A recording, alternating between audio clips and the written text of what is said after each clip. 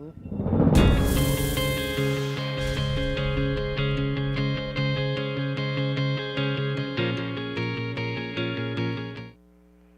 good evening, everybody. It is time to get you caught up on what's going on tonight. We're in storm alert.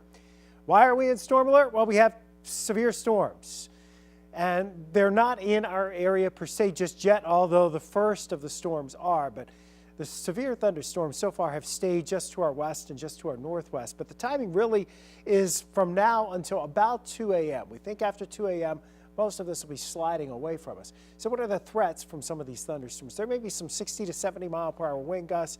There's a potential for some large hail. There's also a tornado risk.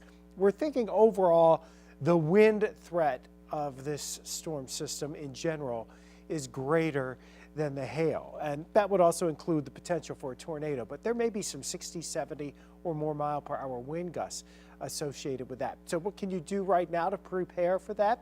One thing is make sure that your cell phone is charged as these storms are rolling our way out of mid-Missouri and out of the Lake of the Ozarks region. We've seen quite a bit of development here out along Interstate 70 as you go north of Herman, west of New Florence, and then back up towards Montgomery City. Just a tremendous amount of cloud-to-ground lightning there. So let's start on the north side here. We've had a few scattered showers and thunderstorms, Bowling Green over towards Louisiana, but there are your stronger storms now getting into Hawk Point and Truxton. And then back here as you go farther to the south, that gets you into western portions of Warren County, right on down into Herman, right along the Missouri River. Now, we're seeing some winds here, 40 to 50 miles per hour. That's what it's showing up with on the radar as an estimate.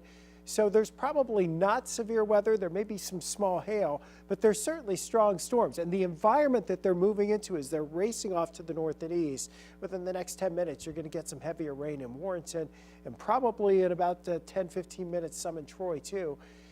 You tend to see these storms at least maintain their strength. Perhaps they get a little bit stronger as they encounter air that hasn't been disturbed in any way during the course of the day. And you know we were around 90 today for the high. Humidity levels are up there. We have plenty of moisture.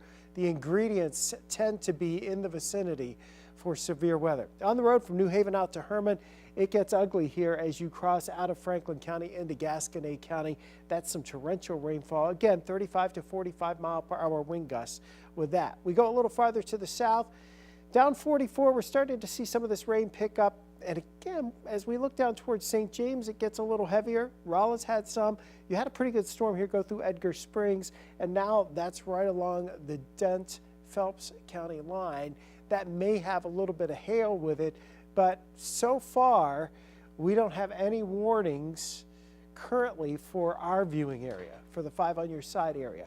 They are farther to the north, up in Knox County in Missouri, and we also have that cell that's around the Lake of the Ozarks area, the worst of it going just north of Osage Beach towards Versailles, and that's causing some problems out there along Highway 54. We're going to watch that storm too. These storms that jumped out ahead of that and have developed may limit how much energy that storm coming in behind it is able to tap into. May. We don't know, but we do know that the ingredients generally appear to be there for severe weather. Because of that, we do have the tornado watch in effect. It includes St. Louis, it includes Jefferson County in Missouri, it includes Washington, Iron, Reynolds counties, and then points west, everywhere west in the rest of the state of Missouri has a tornado watch. And then in Illinois, Calhoun County, Greene County, and Jersey County, and then going north from there. So basically from around St. Louis off to the north and west. This is just a model simulation. Now, you just looked at the radar a few minutes ago. This is what the computer, we've even adjusted the computer a little bit, and it still doesn't have a full grasp on the situation. But what it does do is bring in areas of showers and thunderstorms to the metro area. It is going to be on the cusp, any of these storms, of going severe at any time. It could happen, and it could happen quickly because you have the ingredients that appear to be there, and we don't know how they're going to interact with any particular storm. But if they do come together in a particular storm in just the right way, then you end up with severe weather, and you end up with the stronger winds, and maybe you get some spinning, maybe you get a tornado. But whether that's actually going to happen this evening and overnight remains to be seen. So make sure your devices are charged, your cell phone's charged, make sure you have your notifications on, the alerts on and have more than one way to get those warnings in case your main way should happen to fail. Here's tomorrow morning. We're going to start fairly quiet. The front's kind of sagged into St. Louis tomorrow, maybe not necessarily through. It kind of stalls out briefly, waiting for a little more energy. There'll be some more showers, maybe some thunder in St. Louis tomorrow, but it'll be especially stormy per se, more so, as you go south of St. Louis. That's because that'll be where there's more warmth and there will be better humidity levels here to sustain and to support a stronger storm or two. Going north and west of St. Louis, you're in the cooler air. It's not as unstable. You're not going to be able to support the stronger storms. And the good news is by the time we hit 5, 6 o'clock tomorrow night, we should be pushing everything on out and sliding it out of here. So just in case tonight, I know we don't have any tornadoes at the moment, but we do have a tornado watch. So we thought we'd just say, you know, what are your safe spots? Where are you going? So, you know, a typical house here, the places you want to go is you really want to get away from the windows and doors. I know everybody wants to go to the deck first to look and see if you see it. That's really not the first option. You need to know if you're in the direct path of that, you need to get to your safe place first, and that would be in the hall, a closet, maybe a bathroom if it doesn't have windows. All right, you want to take something to protect your head. Maybe you've got a pillow or a blanket. We know a basement's best, but not everybody has a basement available. So you're putting as many walls between you and the outside as possible, staying away from windows and doors, and you're going to wear your shoes and protect your head. That's the basic rules of how to deal with the tornadoes. You're playing it as safe as you can. The likelihood of seeing it in your backyard, pretty doggone slim, that's for sure. But we can't rule out that possibility. And tomorrow, the severe weather threat is to the south of St. Louis, we think, or at least right on the fringes of St. Louis and onto the south. And because of that tomorrow, we still are running with our weather alert, and we will keep that going through tomorrow afternoon while we wait to see if, in fact, we're going to see any additional development occur across the region tomorrow afternoon, because that severe threat does exist, especially along and south of Interstate 70 for your Wednesday. The severe threat tonight is from St. Louis off to the west and to the north, and it's from that line of storms. Now, a couple other things before, you know, and I don't know that we will totally let you go tonight. We're going to see kind of how these storms play out, but just looking at this forecast going into the weekend, you're thinking, oh my gosh, it's Memorial Day weekend and this looks hideous. There is a chance for rain every day of the weekend. And there may even be some strong to severe thunderstorms this weekend, you know, scattered around. There's no clear signal on that for Friday, Saturday, Sunday, and Monday. And right now, I'd bet on Friday and Sunday being the days where we would tend to see more in the way of stormy weather across the region. That's just more likely to see rain. But there's going to be dry time in there as well. All right, so back to our radar discussion here. You're kind of up to speed on what we know and what's going on. And here's another look at the radar. We'll pull it back out a little bit, pop on that velocity. And when we kind of zoom in here, you're noticing we are getting some stronger winds. That's about to 50, 55 miles per hour, it looks like. And that's just north of Highway 94 there as you're making your way out west of Pinckney and off to the northeast of Herman. So, you know, I think we're probably going to end up with our first warning coming here shortly out in Warren County. That would be my guesstimate. I mean, it's close. It may not be reaching the ground. It's close. But you just look at that and you say, okay, yeah, there's definitely some wind in there. And then we look at the turbulence. There's some turbulence in there. Look at the storm velocity, relative velocity. You know, I don't know that we would be looking at anything that looks problematic in terms of rotation. It looks more like it's just wind.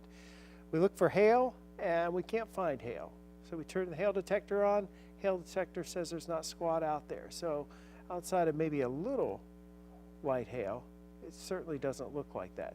So that's probably the most impressive feature of the storms we're seeing right now, is this band here that's coming into Warren County. So let's just give it a track just for the heck of it. It's moving rapidly northeast bound. So Warrenton, 713. Truesdale, 714. Storm's almost going fast enough where it get stopped by the Truesdale police officer. Troy, about 723. These storms are moving 50 to 60 miles per hour. So they are staying pretty busy for sure. So we're giving you an update here on what's happening weather-wise across the area. And again, if you're just joining us and just popping in, we're tracking some storms now. That's the what. We have strong to severe thunderstorms across the area. When? Now until 2 a.m., kind of spreading from out to the west of St. Louis, off to our east and southeast by about 2 o'clock. The threats are going to be these gusty winds, maybe an isolated tornado, maybe some hail, but we really think it's more of a wind scenario in this type of setup that we're seeing right now.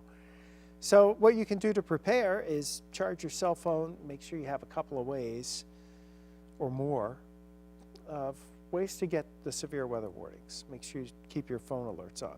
All right, so across our region right now, we just got an update on the lightning strikes. And it looks like now the lightning counter kind of ticks up here and goes up, and then the next round goes over 1,000 strikes. There's a lot of lightning, it looks like, with these storms out to the west. I'll take the lightning off. We'll go in and we'll look at the storms here. This is probably the strongest area, western portions of Lincoln County right now. And that takes us out here west of Auburn, south of Eolia, although it's pouring in Eolia right now. Millwood's had some pretty good rain. You're still looking at heavier rain on the road from Troy out to Hawk Point. Gets even more so out towards Truxton.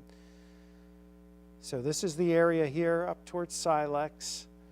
All of our western portions of Lincoln County getting drenched. Now moving into the central portions of Warren County. This is going south of that Hawk Point area, heading down towards Warrenton, out towards Pendleton. They have a report of a few tree limbs blown down out on Highway 19. That would have been when this storm came through the Herman area just a few minutes ago. And you can see that that's probably going to prompt a warning here in a few minutes. So let's just add some velocity in here just to look at that wind. And you can see there are definitely areas and definitely surges here where you have some stronger wind. This is the area that came through Herman a few minutes ago.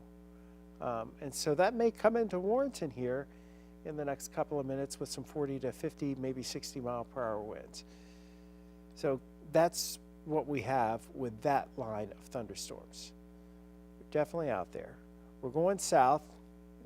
Kind of gets into a pretty messy mode here as you get into this area around Owensville. Just to give it a quick look on the radar with the wind.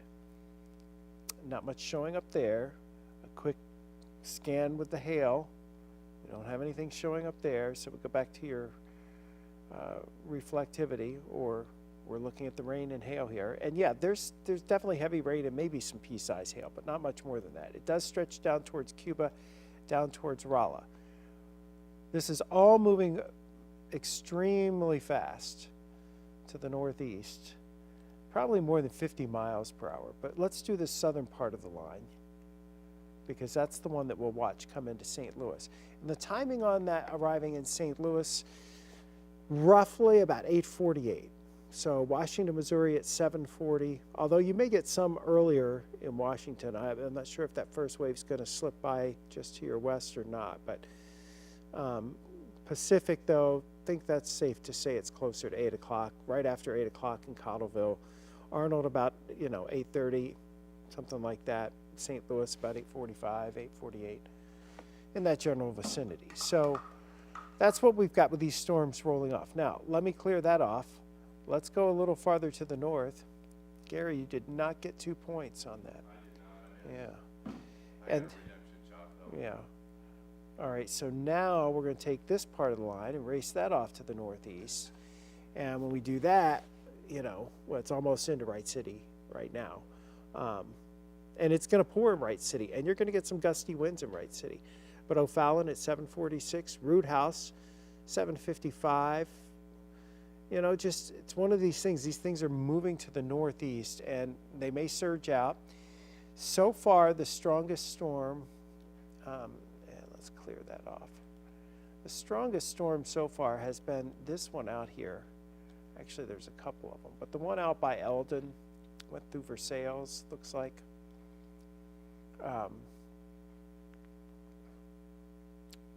There's Lake of the Ozarks and Osage Beach. Has a little tornado warning on it there. But that cell has been, a little bit stronger than all the others. Now, I know that's not really in our area. But it doesn't show signs here in the last couple of scans that it's actually strengthening. This line farther to the east is showing signs that maybe it is strengthening into something, and it's a pretty potent line of storms that's developed here west of Troy. Now, if at some point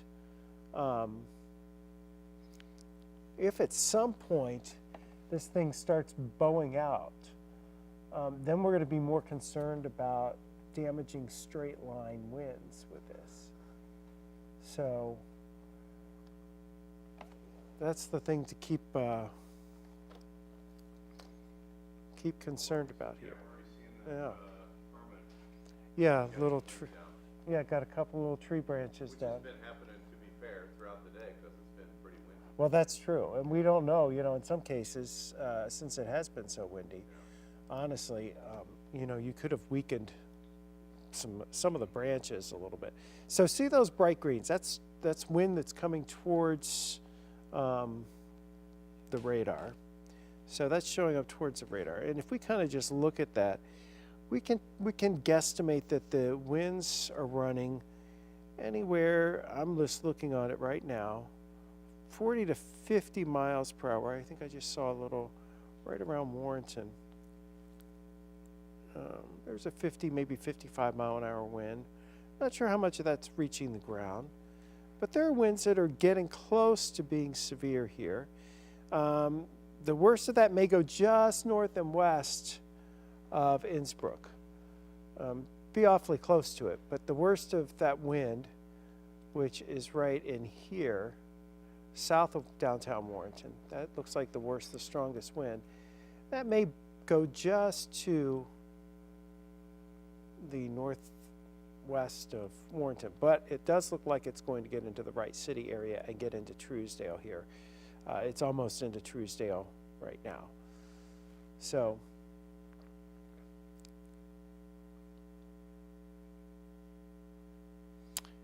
we're waiting on, to see there's a lot of inspection into these storms, which we do when we try to finagle our way through. There's some stormy weather back here in Gasconade County. Pop the reflectivity on there. But when you look at the storm and the reflectivity, the actual rain in it, it's unremarkable. There's nothing that really stands out as dramatic here, or at least overly dramatic. So I'm going to get you back over here. Let's see what we can do for you. Go back out to the broader view. Just give you the overall view. St. Louis right here. Nothing's happening in St. Louis at the moment. Okay, we're quiet right now. Orioles are in town. They should be 30 minutes into this ball game. I don't know how it's going, but they should be 30 minutes into that ball game. Hopefully it goes quickly. But from Bowling Green all the way south, we've got this line of storms. Now, it's a fairly straight line. I mean, you don't see a lot of big waves on here and a lot of bowing out, which is a good thing. But as we kind of zoom in, this is the part of the line we're concerned about here, from Millwood to just west of Troy down towards Warrenton. That's the area at the moment where you really are looking at some of the more intense winds here. And we're thinking the winds here along Interstate 70, as you go from Wright City out towards Warrenton, we're thinking those winds are probably the strongest, and we're going to bet that where you see that really bright area there, and right here just west of Innsbruck, and then down Highway 47 as you go a little farther to the south, when you get down here into some of these rural areas, that's Aspenhof, there's probably some 45 to 55 mile per hour winds in here. Now, I think we were dry enough today and there was enough of a breeze and it's been hot enough that the ground was able to dry out some. But the ground has been so wet that because of all the rain we've had recently, that, you know, a 50 mile an hour wind would blow some trees over because the roots in that wet ground were not holding. So hopefully we've been able to dry out the ground a little bit from that, but that's where your strongest winds are in that area. And just kind of putting the track on it here, because they are moving, you know, racing off to the east or to the northeast. Eventually Wentzville's get in on this New Melly, but I didn't really draw the track very well there. I think that's safe to say. But again, and if we loop this, you can watch, that's your line of winds coming in.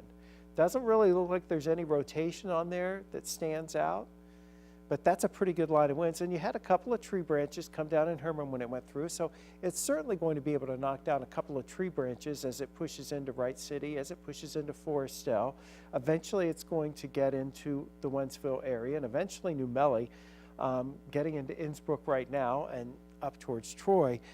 But that is, at this point, probably our, I would say that is our, let me go back here to the wide view.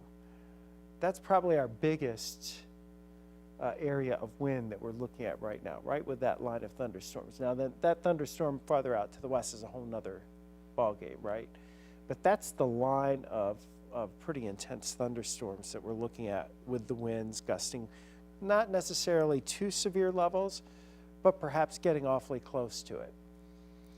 And again, just kind of looking at our different products that we can use. One thing's for sure, we know we have a stiff south wind. We've had that all day long.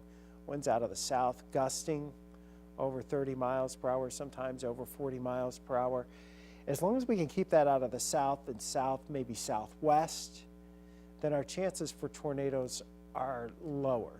If at any point the winds start to back off here and come out of the southeast, then you get an eastward component that really starts the twisting process and enhances the chances that you see some significant rotation develop.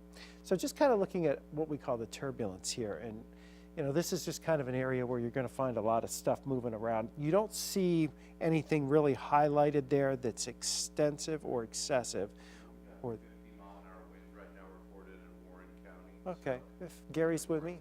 Yeah, Gary's telling me 50 mile per hour wind in Warrenton, and that's, you know, that is sub-severe. It's a strong wind. It can certainly knock down a few tree branches, especially if you've got a Bradford pear. But there's a little indication there may be some pea-sized hail. That there's certainly some very heavy rainfall. It's really that band of wind that we continue to look at here. That went through Warrenton just a few minutes ago. Now it's almost into Wright City and moving into Forestville. So you can expect 40 to maybe 50, 55 mile per hour winds. You're going to have a good storm, and it's going to pour.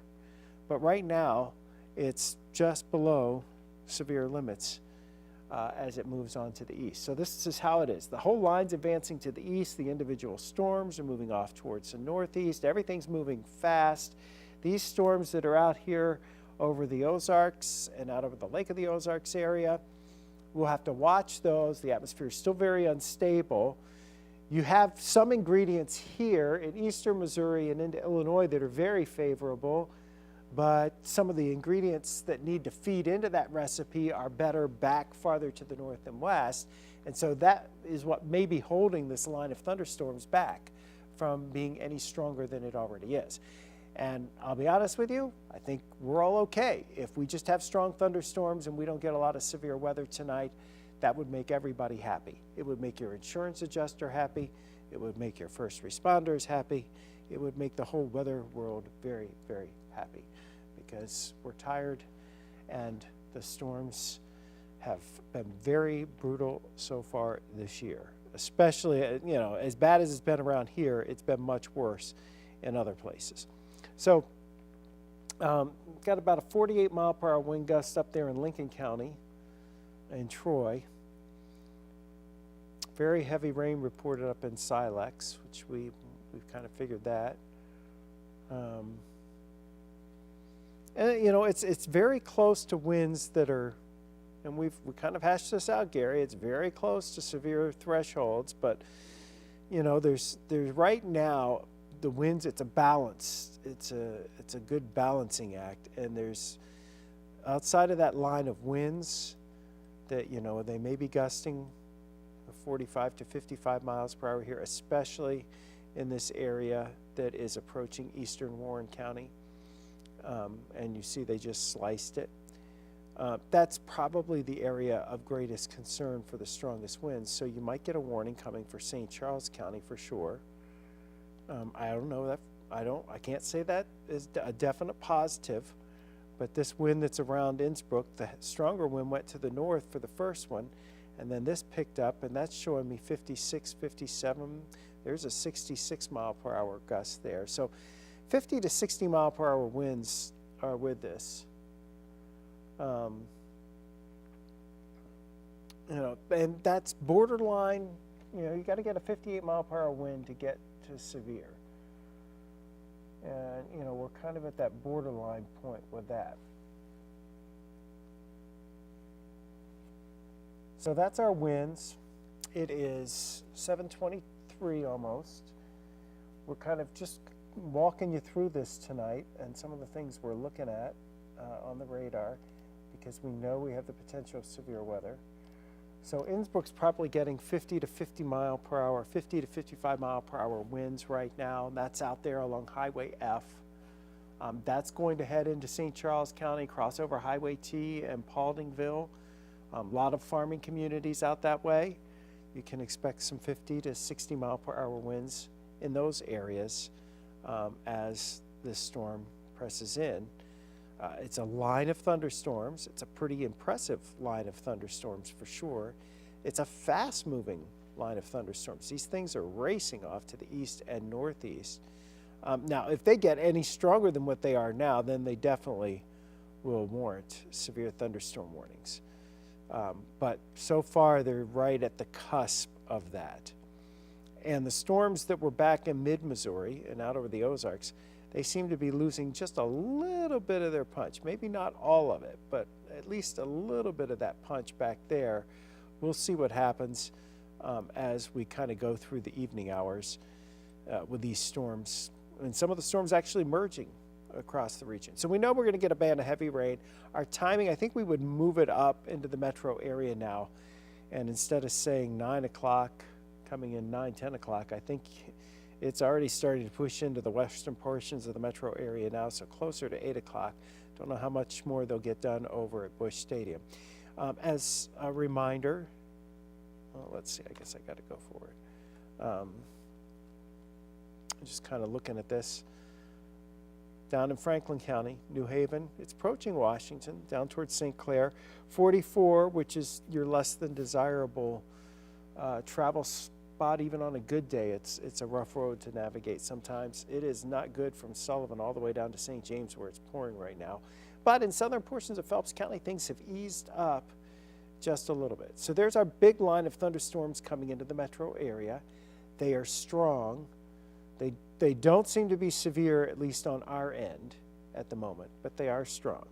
This is your tornado watch through midnight. And it includes the St. Louis, most of the St. Louis area. It does not include Metro East counties, but it does include Jersey, Greene, and Calhoun counties in Illinois. And then it includes Jefferson, Washington, Iron, and Reynolds counties in southeast Missouri, and then everything to the west is under that tornado watch through midnight. So that means the potential's there for severe thunderstorms, and the potential's there that severe thunderstorms could develop quickly, produce some strong straight line winds, also produce some rotation and perhaps some tornadoes. It's not out of the question. Hail doesn't seem to be all that much of a threat, comparatively speaking. It seems like the winds are more of a threat. In fact, over the last hour, this is the hail tracker from Doppler hail detection. In the last hour, there's been maybe some small pea-sized hail out in Warren County. and that's been it. What there has been out there has been this, a lot of wind.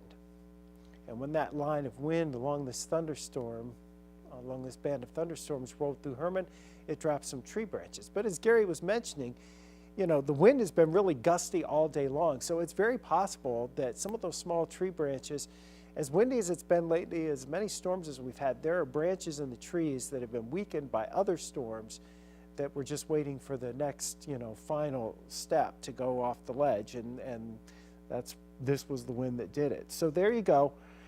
Right now, along the Missouri River in Warren County, and then up to about Pauldingville, so this is just west of Washington, approaching Dutzo, that's where our strongest winds are. And they look like they're about 55 to 60 miles per hour. So in this area here, you're looking at winds that are approaching severe thresholds.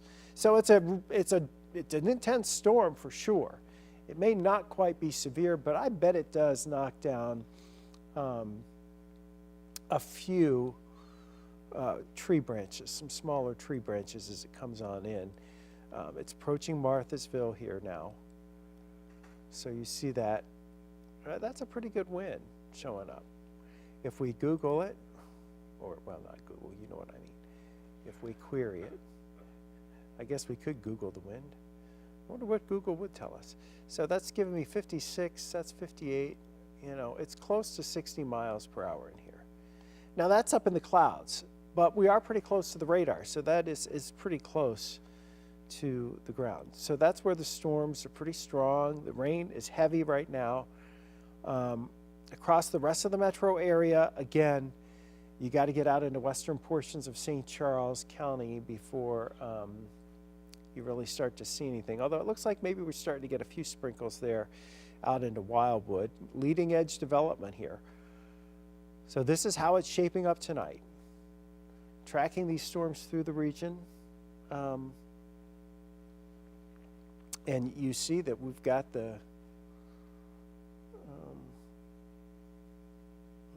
we've got a good line of thunderstorms. Stretches from about Pittsfield, and then down through Clarksville, and then through Troy, now moving into Wentzville, now about ready to move into Washington, Missouri, and then goes on to the south down towards Union, coming into St. Clair, down towards Sullivan. It's pretty intense storms, that's for sure. So let's take a look around and see what we have. That's what it looks like from our camera right now. And you can see some of that lightning out there that's going to be the storm that's out in far western portions of St. Charles County and up into Lincoln County based on the way the camera's looking from Chesterfield right now. So you'll occasionally see some lightning in there. These storms, if I turn the lightning back on, kind of turn it off so you could see, have a better idea. But you see what we do have there is a fair amount of cloud to ground lightning. Now, it's been fairly steady, it looks like, with the amount of lightning in these storms. Whenever you see a big increase in the lightning, you anticipate that the storm is actually strengthening some. I mean, it can be inferred that that's happening. Don't really see that at this moment, but again, something we're watching. But and see, give you a look at that. That's a radar with the lightning on it. I guess I forgot to click it so you could see it. Silly me. You were watching the Chesterfield camera. And you know, downtown, they're playing over at Busch Stadium, and you know, everything is a go so far. Clouds are starting to roll in. They probably have, I guess, maybe another hour to go before these storms start getting into close enough to the area where they're going to have concerns. So, you know, metro area right now is not having too many problems. It's all off to our west. It's a strong line of storms, but so far we haven't managed to pop any warnings out of these.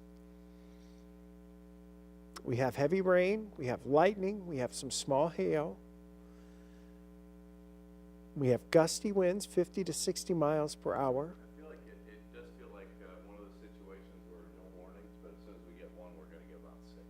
Yeah, I think if they decide that it is warning worthy, I think you're right. I think they will just. I think you could make a case if you were going to warn on one part of this line that you might as well do the whole. That's probably what they're holding off on. Yeah. We So also haven't seen enough people live with this. There's 50, so. yeah. So, and we haven't seen, Gary, have any of our weather watchers reported any damage or anything? No, other than stuff from that's non-tornado warned, Okay. or non-thunderstorm related from earlier. Okay, yeah. So this is coming into St. Charles County, out there in New Melly, Lake St. Louis, O'Fallon, Dardenne Prairie. The heavy wind is almost on you too. Here's the wind. Right now that wind is really showing up out around Marthasville. I wonder what the, that's not too far from the Washington, Missouri airport. So let's see if, sugar, that's not what I wanted.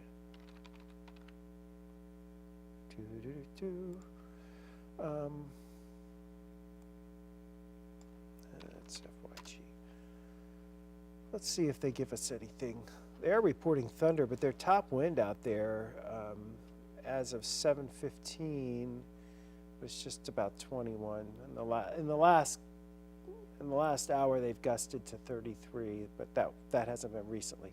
So you may see a big gust here in the Washington, Missouri area, but it looks like it's really this area,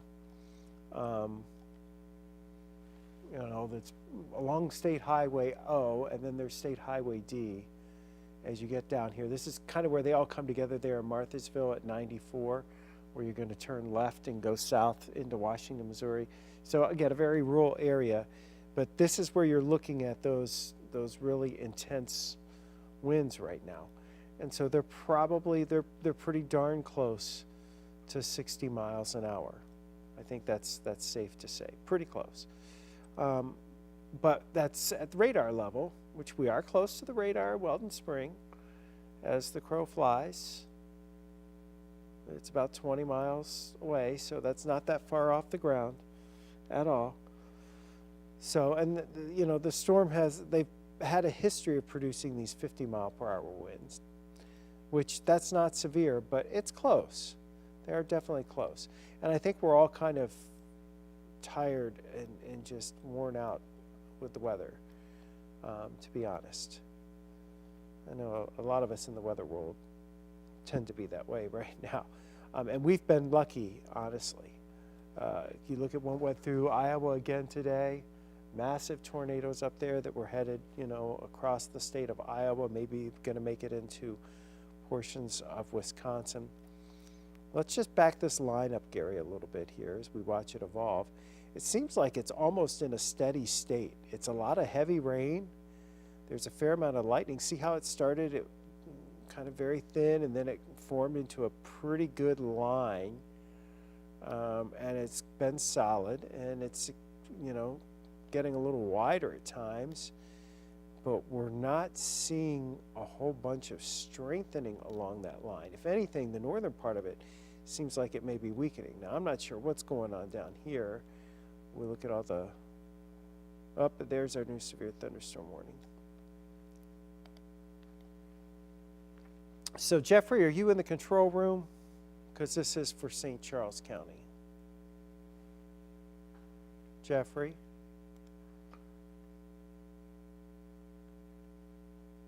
Jeffrey. So that's because of this wind that we were just showing you. Okay? The wind out here. And, just to kind of give you an idea, tracking that off, we may be looking at winds coming into New Melly here in a few minutes, 60, 65 miles per hour. St. Peter's at 7:58. And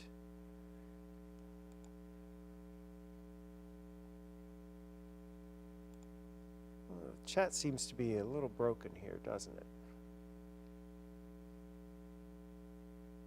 Yeah, so 60-mile-an-hour winds, nothing to indicate rotation. Jeffrey or Gary, can you go find Jeffrey? We'll see where, but that's where we have right now. This is coming into the metro area, and it's winds. It's straight line winds. There doesn't look to be any rotation in here. We don't see any rotation at all. So that is, to me, that's really good news, right? No rotation's a good thing.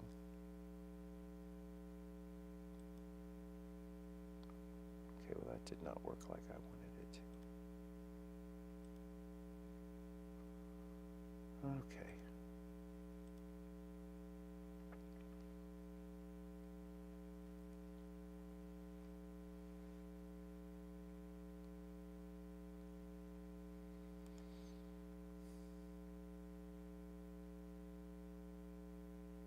There it is.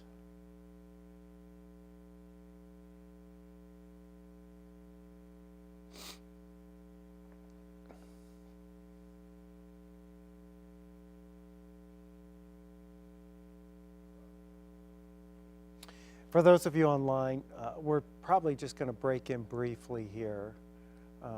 Jeffrey, because this is a metro county, we'll break in briefly. Can we do it, just do a cut in? Oh, he just finished singing. Okay, so Jeffrey's going to check my battery. You got new batteries? All right, so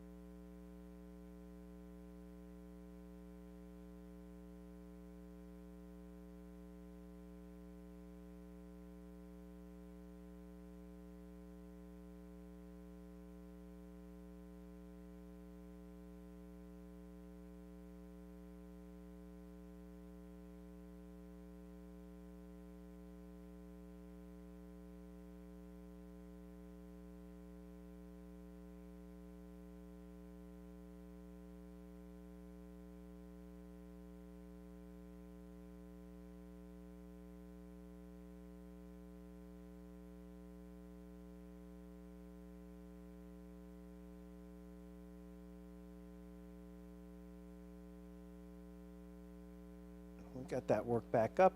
So we do have our severe thunderstorm warning. St. Charles County, Warren County, we got one area here that has some strong winds. And you know, while there's no rotation in there indicated, it is one of those things where we gotta really watch it and watch it closely. So, whoops, that's not what I wanted. So give me a second here while we try to clear this up.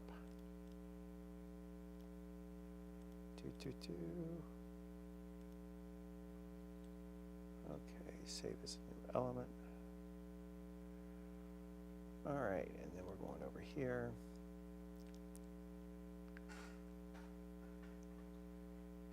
Jeffrey, I don't know if you're talking to me or not. I have to turn it on. That would be, I got you now. Yeah.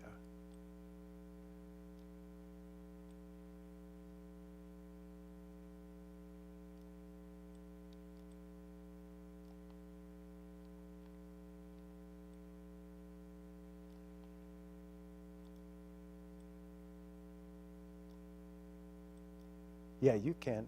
Folks, we're going to do a cut in here real fast. And we'll put that on there.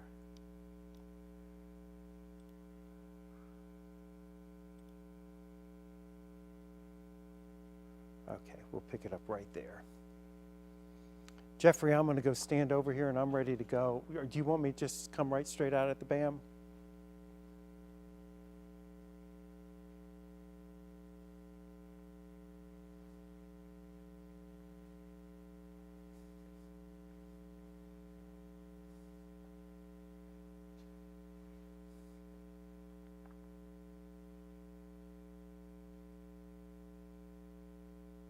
You want me over there?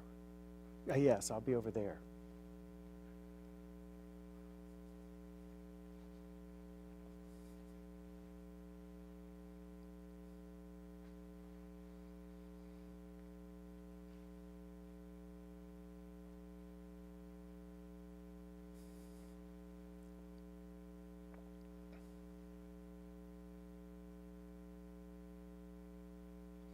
Those of you watching online, just hang loose. We'll get right back to you. But that's your radar. This is the conundrum of trying to do multitasking things. But you see how the storm is kind of, I mean, they're not getting any stronger, although you're starting to get some attenuation from the radar. So, Gary, that's good news.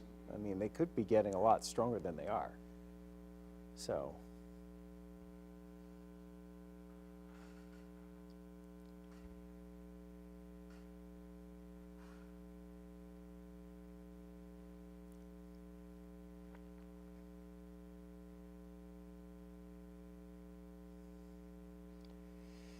And a weather first storm alert here as we take you into St. Charles County, eastern Warren County, St. Charles County. We have our first severe thunderstorm warning of the night as this line of thunderstorms is coming in. It is producing wind gusts around 60 to 65 miles per hour in and around the New Melly area. This warning's in effect until 8:15. Those were the brighter colors in there where we were seeing those winds that were much stronger, and kind of just tracking that out into Lake St. Louis here in the next 10 minutes or so. St. Peter's in about 15 minutes. And again, severe thunderstorm warning. St. Charles County includes Cottleville, includes St. Peter's, it includes Darden Prairie. If you're out along the area around Francis Howe High School, you're going to get some gusty winds here in a little bit. We'll keep you updated, and we're on 5+ right now.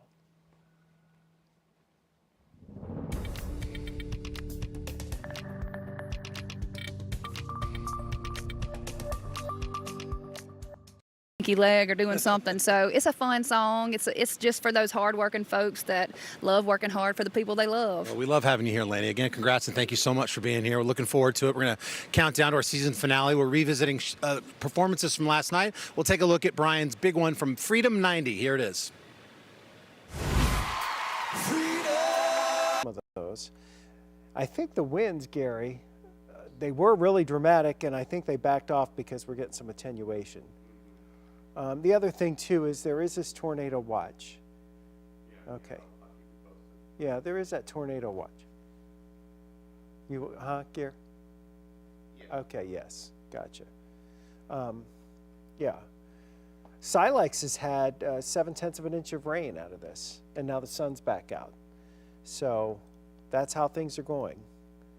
Welcome to our world of springtime storms in St. Louis. It's been crazy. Those storms are already crossing over into Greene and Jersey County. It's pouring right now over the peach orchards there in Calhoun County. You go down to the south, again, our severe thunderstorm warning includes St. Charles County. It's a really messy blob of a storm. I mean, look at this, Gary. It's just, it's really, it looks like it's weakening, but I don't think that's really the case. I think it's a pouring rain all of a sudden at the radar site, and so you're getting some attenuation in there. I wonder, let's just try something here very quickly. I think it's up and running. So I'm going to take off that radar. I'm going to put the terminal Doppler up and kind of give you, look at the intensity of the storm that's down here in Wildwood. It's a little more intense there, but you don't really notice that. Wildwood over to Labadie. That's a pretty intense storm that's kind of nudging out, and you're getting some more nudging out here into Baldwin. This is from the terminal Doppler radar out at Lambert. So it's pouring right now over the regular Doppler radar. So that's why we kind of switched. It's also actually starting to get ready to pour on the terminal Doppler too. But it just gives us another viewpoint and another vantage point of what we're looking at with this storm and how it's kind of evolving. And actually the terminal Doppler, even though it's not as strong and it doesn't have as many products and doesn't give us as much information, it gives it to what it does give us more often. So we get kind of faster looks at the scans and can kind of see a little bit faster what's happening. So here's this whole just amalgamation. It's running a little bit ahead of schedule. I don't think anybody's, I'll never complain about something coming in a little earlier if it's going to get out sooner and let us have a nice, quiet, peaceful night to sleep. I don't think we're going to complain about that at all. So in the metro area, over the course of the next hour or two, this, I'm thinking, is going to be it, because I don't think once this goes through, what is behind it will have the opportunity to regenerate to the extent that it's going to be a problem. So what we're looking at, one of the things we're looking at here is the environment that this is pushing into. I'll give you a quick look out into the Chesterfield Valley right now, where it's getting awfully dark, and it actually looks like there's some rain coming into the Chesterfield Valley as we speak right now. And you can see it there. You can see it here. St. Charles County with a severe thunderstorm warning. Again, the winds look like they may have come down just a little bit, but there's still some gusts in there. It just doesn't look quite as impressive as it did a few minutes ago, but there's still some gusts in there. But this is a very messy storm mode. But we can clearly see, looking into the Chesterfield Valley, the messiness that is the rain coming in and slowing the traffic down.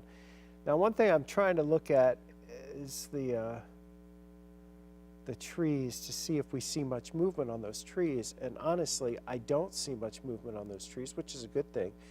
When that storm went through the Washington, Missouri airport location at 7:35, there was a peak wind gust that looks like to 38 miles per hour. So, and that's where some of the core of that strongest wind appeared to be. So,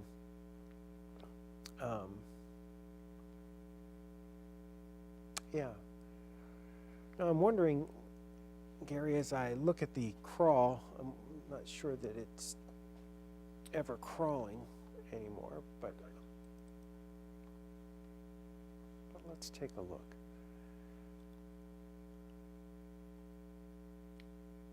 Severe thunderstorm warning isn't on there. Yeah, I don't. No, it's on there, I see it. Okay. There, yeah. I'll crawl it anyway. Okay. Yep. So, and again, it's marginally severe. The National Weather Service tagged it with the possibility that, this storm could produce a tornado because of the environment it's moving into. But mercy, it is not looking very impressive as a storm right now at all. Now that's from one meteorologist's vantage point, looking at the one set of radar scans that I can see right now. So now we're going to have a new severe thunderstorm warning that's going to be out here into Gasconade County for that storm that's back here coming out of St. Thomas. That one's a little stronger. So the one in St. Thomas and Westphalia, so that's going to include Gasconade County. And that warning is going to be in effect. This one will go a little longer. 8:30 for Gasconade and Osage County. Those storms are still holding together, but you know what? They're still, at this point, I would say borderline severe. I'll give you a little velocity scope there, and you see there is some wind in there. You're getting some bad data, but there is some wind in here for sure. As far as hail, there's not much there. In fact, if we do the Doppler hail detection, even on the storm around St. Charles that has a warning on it, we don't see much. We don't see much at all on the hail detection. So this is more or less a heavy rainmaker and a gusty wind bag. It looks like it may be weakening a little bit as it perhaps is getting out of its support. Gary, I'm going to do a little meso analysis over here. It looks like this line is running, the wind shear seemingly would be okay, but it's better off to the west. Okay, so you have that. The most unstable air is Also, I'll have to get my reading glasses because I can't read these fine prints anymore. This is what happens, Gary, when you get old. Hello there on the stream. If you're watching on the stream, you have the old guys at the radar operator. This is why when you go into the new offices, they have really big monitors for things. Because in the old days, we really had to struggle to see things, and now we can just make everything really big. So, you know, we're not as, the better instability also lies out to the west of us, and this has popped up off to the east. Let me look at the mid-level lapse rates. That's still really favorable for keeping these storms going. So, and how does that go over the next few hours? So as I just kind of look at things, we still, honestly, we still don't know what we have here and what we're going to have. I think what you're seeing may be, and I hope and pray this is the case, maybe that this is the worst of it tonight. That would make us all, I think, really happy. You get some rain, doesn't last long enough to cause flooding problems. You can see the storms out here that are south of Jefferson City going into Osage County and headed towards Gasconade County. They do have some rotation with them, yes. They may be producing a bit of hail, and they're probably producing some gusty winds, but I'm not sure that's even going to last that far into Gasconade County. And the reason being is, you know, you've had these other storms come sliding through.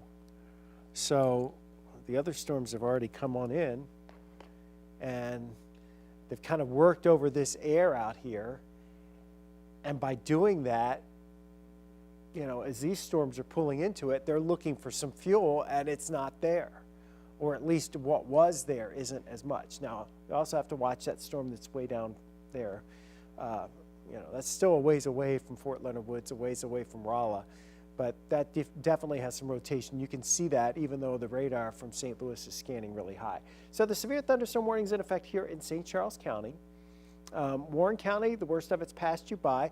When this storm, which looked like it was producing winds upwards of 60 to maybe 65 miles per hour, went over the Washington, Missouri airport, the measured wind was 38 miles per hour. So maybe what we're seeing in the at the radar level, maybe not all of that is reaching the ground. That's entirely possible. All right, so we're getting this into St. Louis County now. We're getting this into Jefferson County, but it's not severe at this point. You have one cell that's gone up right around the Galleria. Have more storms here, Calhoun County, Greene, Jersey County, and they are sliding off towards the east and to the northeast. And all of these storms, they're pretty intense, right? There's no question. There's downpours, there's cloud-to-ground lightning. There's some gusty winds, easily 40 to 50 miles per hour, and then we've got some pockets where you've got maybe some 50 to 60 mile per hour winds. But again, the severe threat overall seems to be somewhat limited. And now that we're getting to the point of sunset, if you look, you notice the trend here that they really aren't strengthening that much. Now, to confirm that, we'll wait until this whole band shifts east of the radar. And if that trend continues to hold as this line presses on to the east, then maybe we are going to be in a good position here tonight where we don't get as much as we otherwise could, and we have less of an impact than we otherwise would. Those storms coming east of Jefferson City here, they are still somewhat intense, and they still have to be monitored.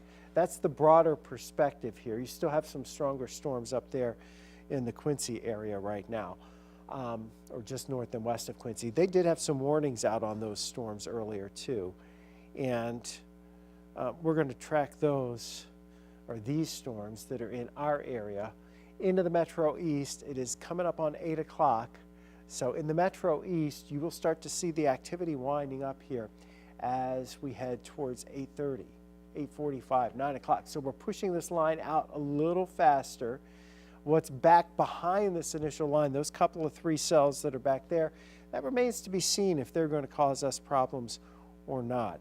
Wind-wise, we're not seeing what we were seeing earlier in terms of the extensive, 50 to 60 mile per hour winds along that line. Even in the metro area here, you're not seeing much. So I think we're just going to see some pretty good rain, some gusty winds, and maybe a little bit of small hail. But we're not getting a lot of reports of any damage with any of this. And I think that may be the trend that we set as we go through the evening hours. I mean, we can hope that, right?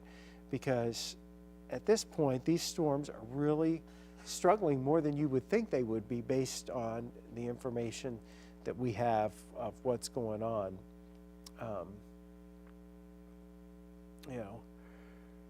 Now they do have some power lines down that are out in Montgomery County, and it looks like eastbound and westbound Interstate 70 between New Florence and High Hill. There are some power lines down along the interstate. Not sure if that's actually closing the interstate or not, but that could be a problem. It could be on the side roads. Let me just look on the power outages, because we always find, power outages. Gary, you know this, and Gary Frank's here with me tonight, as we try to have two people here when we can. Sometimes it's possible, sometimes it's not, but especially if we're going to get any potential significant severe weather, we like to have a couple of meteorologists in the house to kind of make sure we're staying on track and keeping everything squared away. I think we're doing that. But yeah, Gary, so far, even though we saw the warning for St. Charles County, I can't imagine they would downstream warn on this. I mean, I'm going to go, I'm going to take the people outside. So there's Chesterfield right now. It's pouring in Chesterfield. I mean, just incredible storms with rain and, some wind. Let me just look. Okay, so in Montgomery County, they do have some power outages, about 1,100 customers out. Gasconade has about 69. Warren County has 136. Lincoln County, 159. St. Charles, 889. St. Louis, 1685. But I think in many cases, some of us already had power problems before, these storms even started rolling in. You still have people in Reynolds County that have power out from last week. But these storms are coming through the metro area right now. They are strong. For the most part, they are not severe. For the most part. There may be one or two isolated gusts in there. Here in the metro area, you have a warning for St. Charles County, but we're not getting any reports of any problems other than it's raining hard.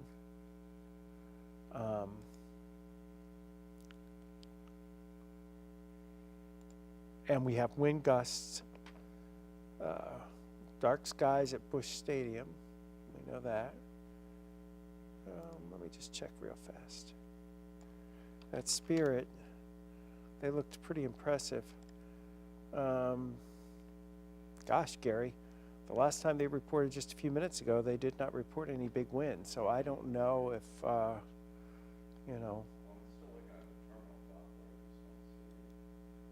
yeah. Yeah, there's not much there. There's just not much. And again, the storms tend to be, you get a little bit of rain fade off the radar, attenuation, and that tends to limit what you're seeing. But these are more strong storms versus severe thunderstorms in our area.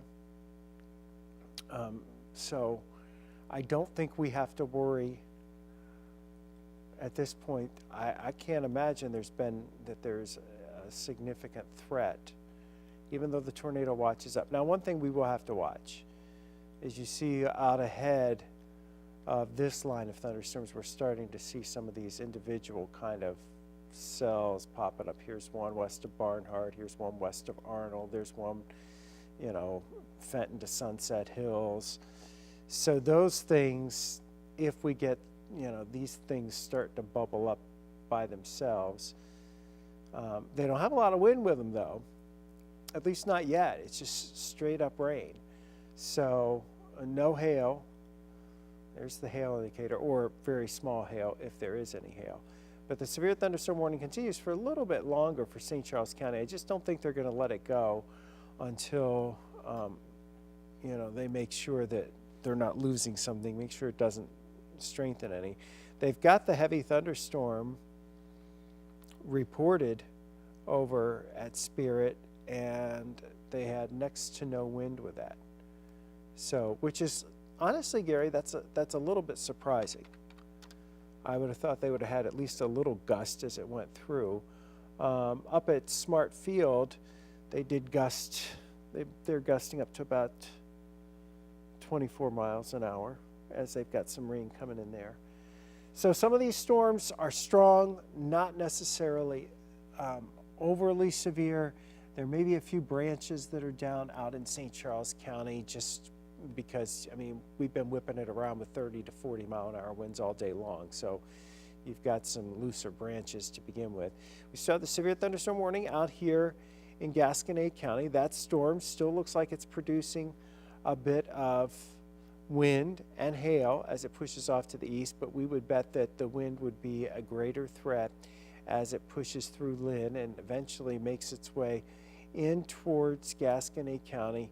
And by the time it gets over here to Highway 50 and Highway 19 into the Drake area, you'll probably be looking at, you know, some 40 to 50 mile per hour winds to go along with that hail.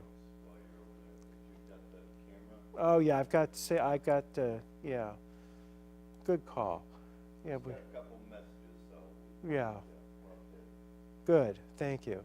Yeah, I was looking into the Chesterfield. You got so many, I got too many. We got a lot of buttons. Yeah, we got a lot of buttons. We got a lot of buttons. They're everywhere. So here's the metro area again. What's jumping out ahead of the main area here off to the east of St. Louis, or off to the east of the Warren storm in St. Charles, is over St. Louis County and down into Jefferson County. It doesn't look severe right now. And honestly, we haven't had any reports of severe weather with this storm. We had earlier reports of a couple of tree branches down when the storm went through the area around Herman. It looked a little more linear at that point and more organized. But even here at Lambert, with the thunder rumbling, you're still not looking at winds that are, you know, they're not gusting any higher than they gusted earlier today. It looks like they gusted today around 45 miles per hour at the airport. So we're not even seeing that on the radar. But the interesting thing here is these cells are going up over Melville and they'll be moving into Oakville. This is down here as you make your way into South St. Louis County and then kind of down 55 in towards the Arnold area. You're going to start to pick up some of that heavier rain. You already have it here as you go down the Highway M at that Barnhart exit going west. And really that whole area approaching 55, that has some heavier rainfall in it too. So that's something else. But I think we've lost some of the heat from the day, which that's a bonus for us as far as the fuel for these storms. They still want to maintain the possibility of those storms along that front. Yeah. With the latest discussion from the Storm Prediction Center. Yeah. Well, and I agree. I mean, I don't think you can discount that at this point. Yeah, it's really once we get past that Gasconade County storm devastating, once you're on the backside of that, we're good. Yeah, I think that one definitely. So, but yeah, I'm looking at my power outages. You know, you've got some folks out down in Monroe County, Illinois, and in Macoupin County, and we haven't even had any thunderstorms there, you know, so far. So that could very well be simply just because of wind problems outside of any thunderstorms from earlier today. So we still haven't seen a big increase in power outages around the area. There are some that are scattered, and that was one of our biggest concerns, Gary, was going to be if these storms were capable of producing really strong winds. And if they were, then we would, you know, have the potential for more widespread power outages. But this has become a jumbled mess. As you look at this radar screen right here, you know, you had a really good line, solid line of thunderstorms that seemed to be reasonably holding together as a nice solid line. And then all of a sudden you go into everything kind of splitting off and separating off, and all the storms starting to fight for the ingredients that are available to keep going, and that's probably partly because of the outflow from some of these storms, would be my guess, trying to initiate new storms. But I'm not sure if the environment as we cross the Mississippi River into Illinois is enough to sustain the storms for an extended period of time. Now, you see it's pouring again out into the Chesterfield Valley. There's your camera again. As our visibility has really come down, you can't even see Top Golf from the Drury Plaza Hotel. So it is really pouring out there. But if you look in the foreground at the trees, you don't, I mean, there's a little bit of movement there, but you don't see the trees being whipped around. So this is not wind-whipped rain in the Chesterfield Valley right now. And that area not under a warning either. The warning is for St. Charles County, and it's about to expire here in a few minutes. I think they probably will. Just looking at my county numbers, I think we've gone up a little bit in St. Charles County, 977, Warren County 133. That 977 is, yeah. And then St. Louis County has about 1700 without power. We'll see if those go up any as we go through this evening, because that usually is a good good indication. So we just got a message from the friends over at the Weather Service, and the warning is not going to be extended based on what we've seen, and you know this because we've been talking about it. The warning in St. Charles County allowed to expire. Now the wind picked up on that Chesterfield camera. Did it? Yeah, you can see it. I mean, it's not severe, but it's a lot different than it was a minute ago. Oh yeah, I can see the trees moving a little bit now. Pretty good Yeah. lighting in there. And yeah, and well, there's pretty good rain in there, you know. But the good news is that it's not severe rain or severe thunderstorms. It's just good old-fashioned, you know. I mean, mercy, just having regular old-fashioned thunderstorms. What a concept. And you know what? As a bonus, the cicadas don't sing when it's raining, so it'll be quiet. You know, you get at least a little. You'll have some thunder. So then you'll have the sound of rain, but you won't have the sound of the screaming cicadas. And I think it was Dave in Creve Coeur sent us a decibel reading today of 100 decibels on his meter, what those cicadas were sounding like. They were so loud. So, and it is pretty, they're pretty intense. There's the storms popping up. There may be some small hail down here towards Melville. I'm not sure if it's going to get into Limay or not, but probably gets into Oakville, probably goes across the river into East Carondelet. Then you have maybe some small hail in this area down towards Arnold. I wonder what the Arnold camera looks like. You switch it on the camera or not? I did not switch it, no. Can you switch it? I don't. She said it's good. Okay. I'm just getting updates from the. Oh, from the dead. They're asking me to switch it. Yeah. Yeah, well, that's because I'm going back and forth, and you know. But that storm there, here's another. That's the one we were just talking about in Melville. Yeah, those storms, they don't even look like they have much in the way of hail with them. I mean, they have the heavy rain. We're definitely seeing that, and they may have some pea-size hail. But when it comes to wind, it looks like we're really struggling on the wind there. You know, it's pouring in Melville, but if you were going to have wind, you'd have some bright reds or bright greens in that area, and you do not. So let's go down to Arnold here. So I'm going to pop up the Arnold camera, maybe. So there's the Arnold camera. You can see the rain flying into it. Definitely pouring down in Arnold. Let's see if we can go back out to the airport. So this is going to slow things down, you know. But again, without it being severe, it is what it is. Let me just pop this. See if Lambert actually has registered a gust at all. Well, just 25, 28, 29. That's nothing to write home about. There's no worries there. Still at Spirit, heavy rain. They did gust to 38 miles per hour, which ironically is the same wind speed that we saw out in Washington, Missouri.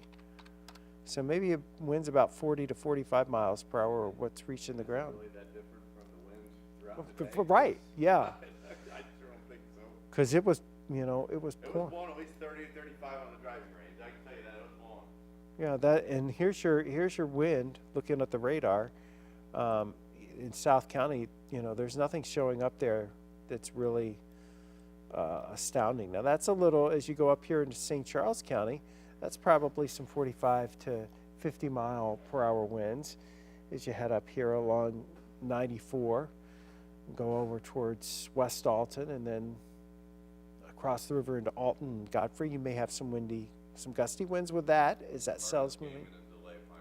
Oh, did they finally delay it? Okay. So they've expired the severe thunderstorm warning out in Osage County, at least for part of Osage County, the western part. They're keeping the eastern part going into Gasconade County. We'll see what that storm does. The warning's about to expire in St. Charles County. No severe weather, it seems, reported, but that none observed. We just kind of go out for the broad overview, and you still have a couple of cells that are back here, actually, that are closer to that front. Gary, got to be honest with you, I'm not sure the front it's not one of these fronts that comes plowing through overnight. It kind of comes in and maybe stalls a little bit around St. Louis. And in doing so, that sets the stage tomorrow, particularly for areas south of St. Louis, to maybe see some more rain. But you're looking at the radar scan right now, and just across our area, yes, you have a very small section of St. Charles County still under a severe thunderstorm warning, but it hasn't been producing severe weather. If it did, it hasn't been for quite some time. You have one more warning coming out of Osage County heading into Gasconade County. That storm is on a downward trend. We'll see if it can strengthen a little more as it pushes to the east, but it's also coming in behind this line that's already worked over that atmosphere and disrupted the available ingredients for severe weather. So that could hinder this storm. And that may be the case for this cell too, as it's working its way towards Interstate 44 north of Lebanon, Missouri. So here we are in the metro area, St. Louis down to Arnold, now spreading into the metro east, and then going up here through Godfrey all the way up east of Carrollton. You're looking at some pretty intense rainfall, some gusty winds, we think, probably toning it down now. I'd say 25 to 35, maybe 40 miles per hour. But as Gary mentioned, that's a lot like what we had throughout much of the day today. Outside of thunderstorms, we had the sunshine, we had that wind whipping, it was drying the ground out, and you are getting some quick downpours out of this. Some of us may get more than half an inch of rain, but I think you're going to have that thunderstorm linger just a little longer if you're going to see much more than that because of just how fast the system is moving. So all indications are right now, and they are saying they got some initial reports in southern Warren County that they have some trees snapped off of several trees, the tops of them snapped off of several trees down in southern Warren County. So, if we can find out more information on that, that would have been the area that I would have been concerned about. Well, we were concerned about it because we were talking with you about it for the greater wind with this scenario. But, that's going back. We'll push this back an hour or so. That's all the way back here when this was like a really good line. In fact, let's go back 2 hours because we can go back that far. We'll move this back. Go back and just watch that line. So here, and I don't know that there would be anything rotating, but here there was some pretty darn good velocity and winds with that line of thunderstorms. All right, it was one of those things where you really had a well-defined line. Let's see if I saved this. I think I do. You had a very well-defined line of strong winds that developed. So you could have easily had some tree damage, especially right there as it crossed the Missouri River just around or maybe just west of Marthasville. That would not surprise us at all. Not at all. But then you see, you're looking at the winds and going, gosh, that line kind of fell apart. Sure did. It most certainly did. And so now we have this just amalgamation of heavier thunderstorms in the St. Louis area. There is a tremendous amount of cloud-to-ground lightning, but it actually looks like we may be a little lower on that than we were a little while ago. So that may tend to be good news for us. We go up to the north. Here are the storms north of St. Louis. They don't look severe. You're staying inside. You're away from your windows and doors. I don't think you can do anything better than that to protect yourself from these storms because they're not overly intense. Now, the one here that does have some rotation with it and probably has some stronger winds with it is this critter coming out of Osage County. That's about to Bell. That's going to move towards Drake. Eventually it may hit into Gerald too. We'll see. But the velocity on that doesn't show up. There's nothing out here that screams anything is totally amiss. And it's fairly far away from the radar site too, so it's hard to tell. But the structure on that storm is not overly concerning. In fact, the structure on any of these storms is not overly concerning, despite the fact that the environment that they're in is, in fact, favorable for severe thunderstorms and wind damage and the potential for problems. But even with that, it doesn't seem like we're seeing that potential realized here. So we're just kind of checking off our boxes here and working through the evening. I don't see much of an increase in power outages. There have been a few, but it's not very dramatic. And we had power outages reported earlier because of the winds from today. So, we're just kind of watching these storms roll on through. And they're producing some heavy rain. We're getting that now. Gary, I think you told me that the Cardinals were in a rain delay. They are indeed. So the Cardinals are in a rain delay. And this would be why. Because that heavy rain is falling over Busch Stadium right now.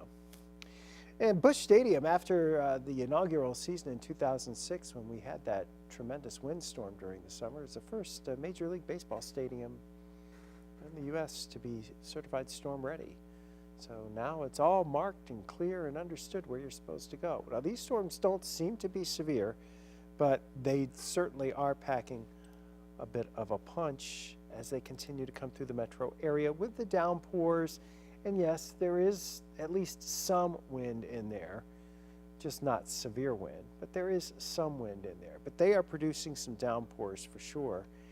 And then, looky there, go back out to Chesterfield and the rain coming to an end, the back edge of the clouds showing up, and way off in the distance you can actually see some of the taller clouds from other storms that are trying to maybe perk up actually along the front. We're going to see what happens here as we go through the evening. I will say the intensity's grown a little bit on the storm that is making its way into the Metro East now through St. Clair County. That intensity has come up here just a little bit. Now, not to the point where we would say this is severe. In fact, I popped the hail marker on there, and you can see there is a little indication of some smaller hail in there, but it sure doesn't look like much, and the winds certainly don't look impressive with that. But it is putting down some heavy rain, and this is an area that's prone to some urban flooding anyway. We had problems last week. We think it might have been because the drains, some of the storm drains might be clogged. We don't know. So you know, that's rain that's intense, maybe some smaller hail in there, but that's about it. I'm not seeing a big uptick in power outages anywhere. And so, Gary, that's always one of the big concerns that we have. I feel like there's more power outages from earlier, or most of them are probably from earlier. Yeah, or the earlier power outages or the earlier problems with the tree branches kind of set the stage for what was going on. So let's just put this all back out into perspective here. We have a tornado watch that includes St. Louis. It doesn't include areas east of St. Louis.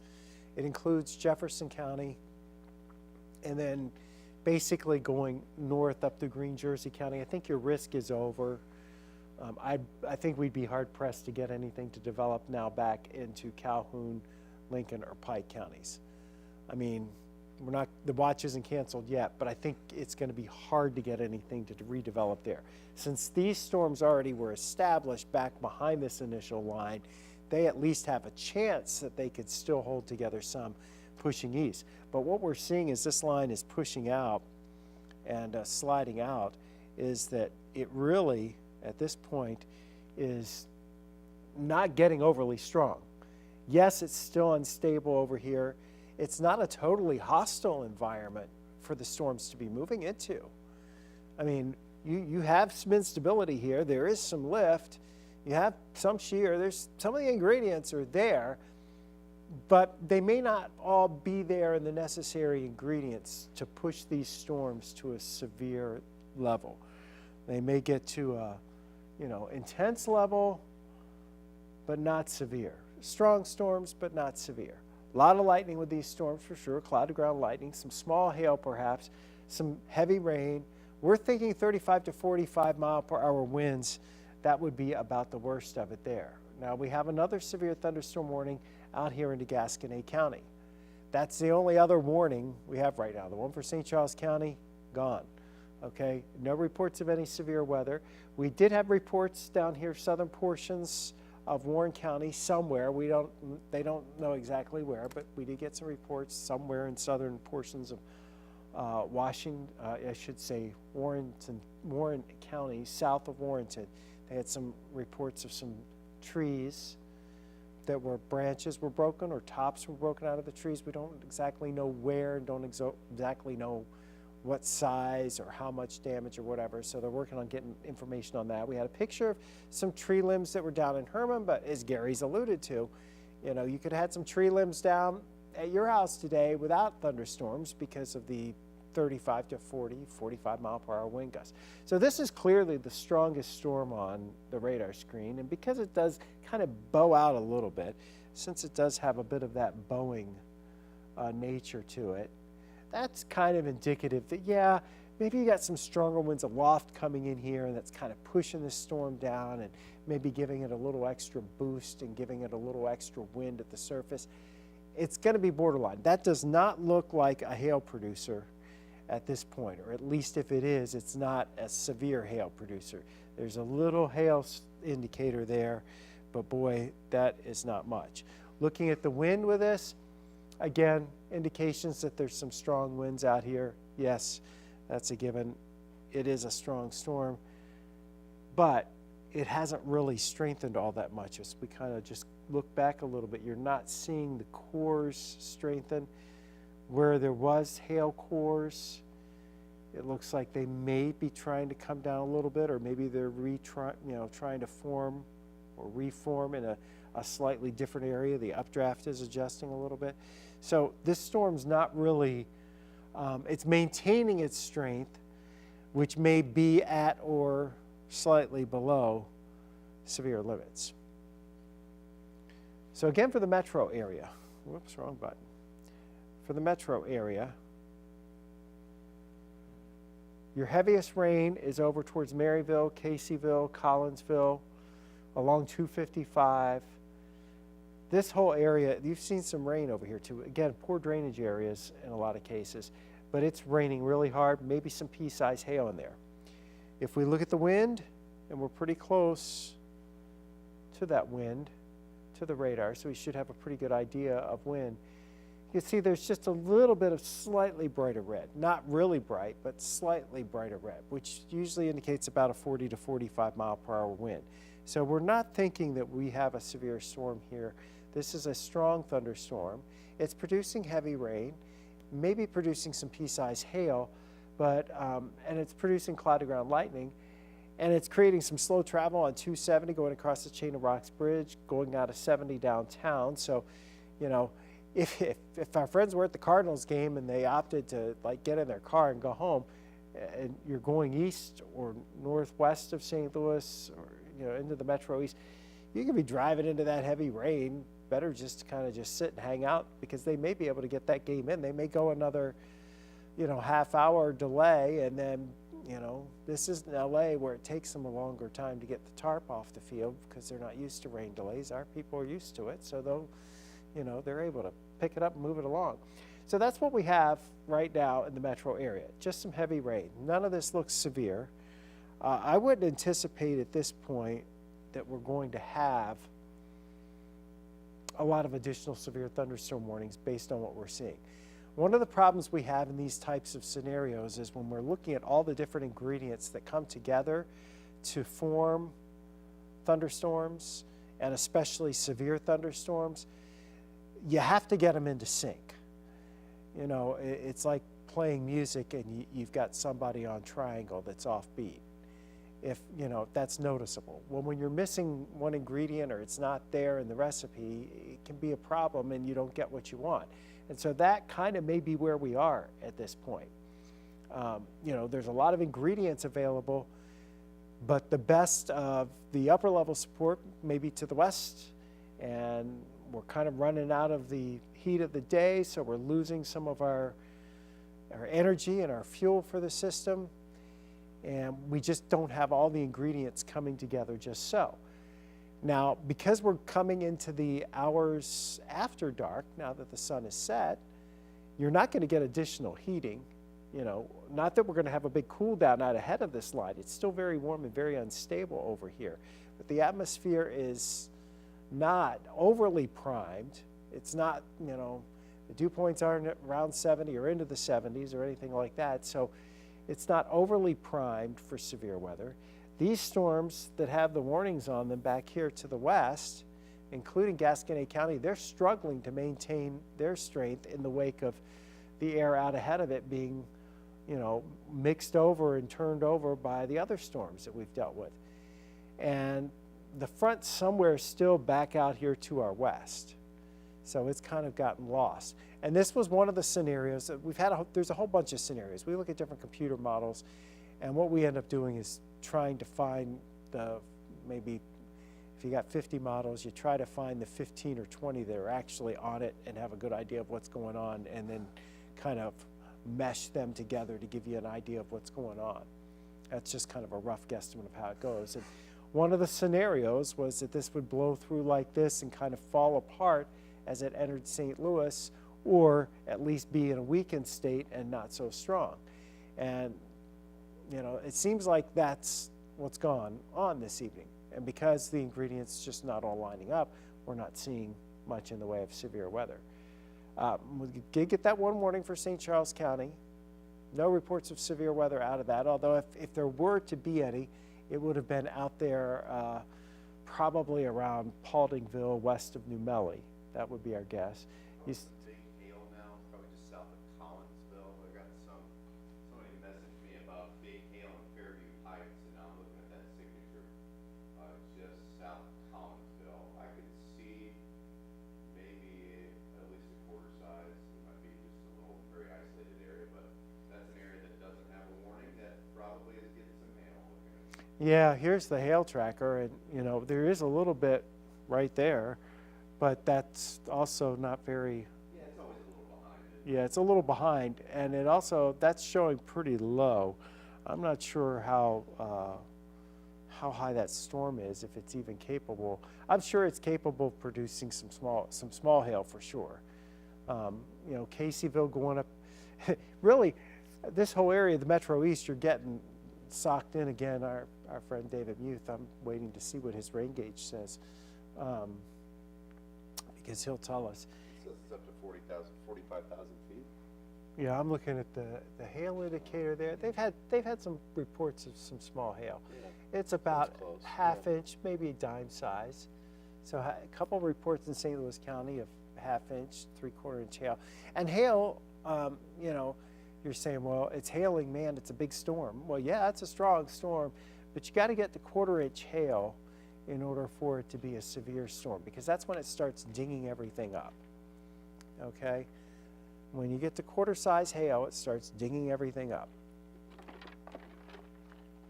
And that can include your roof too.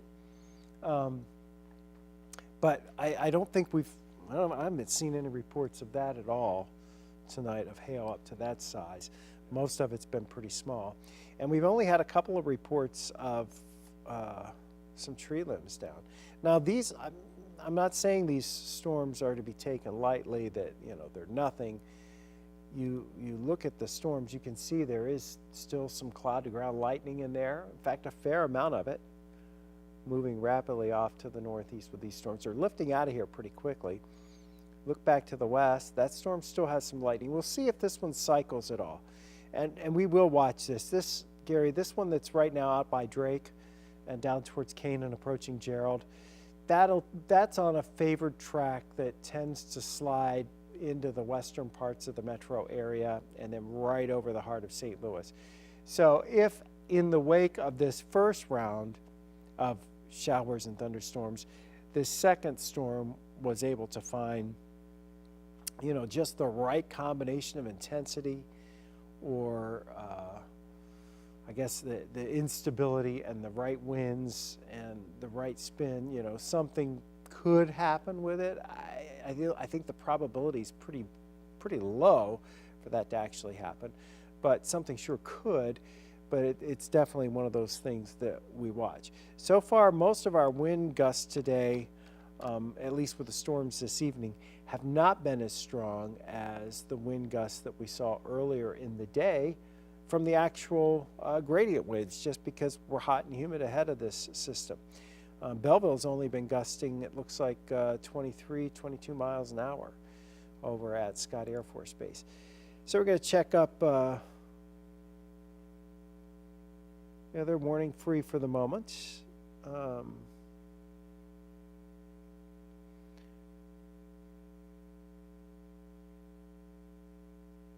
Yeah, everybody's kind of holding on.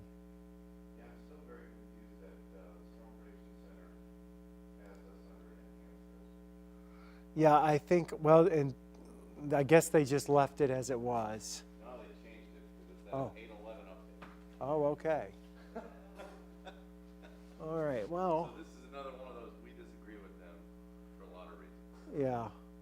Well, and I again, we'll say that the areas that we're looking at, from what we're looking at,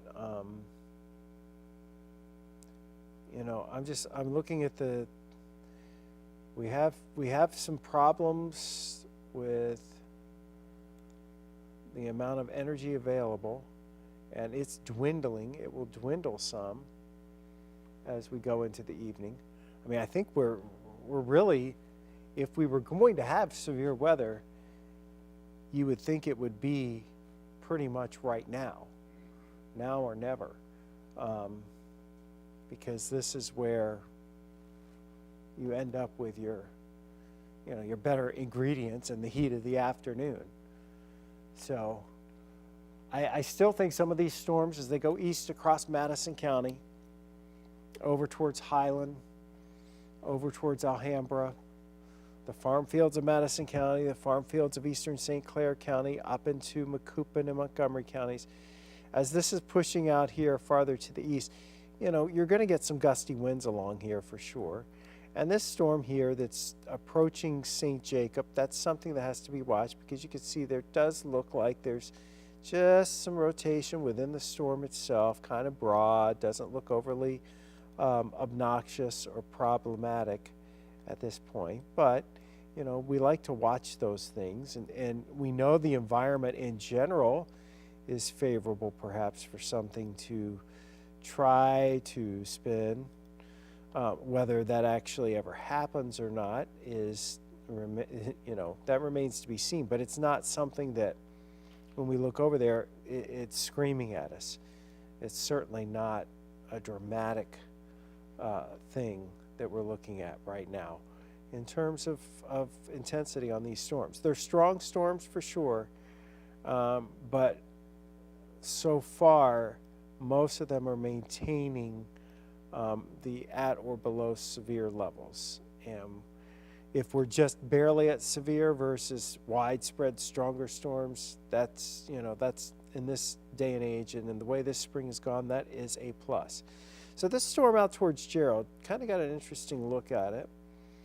So let's just kind of take a look at the velocity out there, what we're seeing on that. And we do see some brighter greens in there. So we do have some, there is some wind with this, but it's not the brightest of the greens. So going to say that you're probably not looking at winds over 40 miles per hour with this either.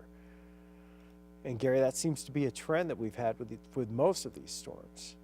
Now this storm, here's the other severe thunderstorm warning that's in effect down here. This is south of Max Creek and, down Highway 5, going out of Camdenton down towards 11. And, there may be some hail with that. It doesn't look like much.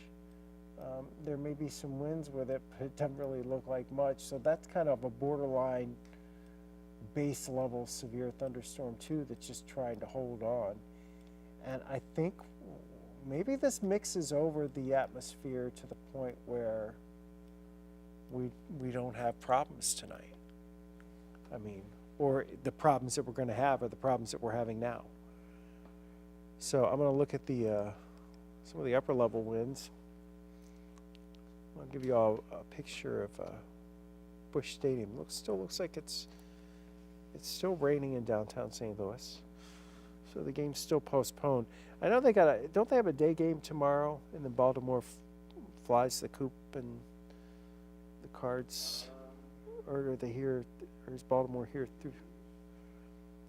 I can't remember. Okay. Okay, so I don't think they want to try to finish tonight's game. They'd like to try to get it in tonight before they, I would think. So they may get that opportunity. It may let up in just a little bit, but there are still more areas of rain to deal with.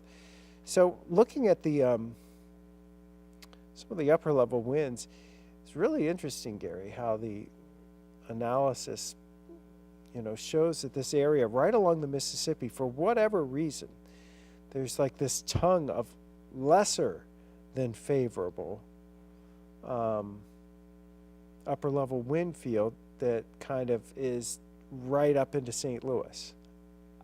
And I don't really have an explanation for that.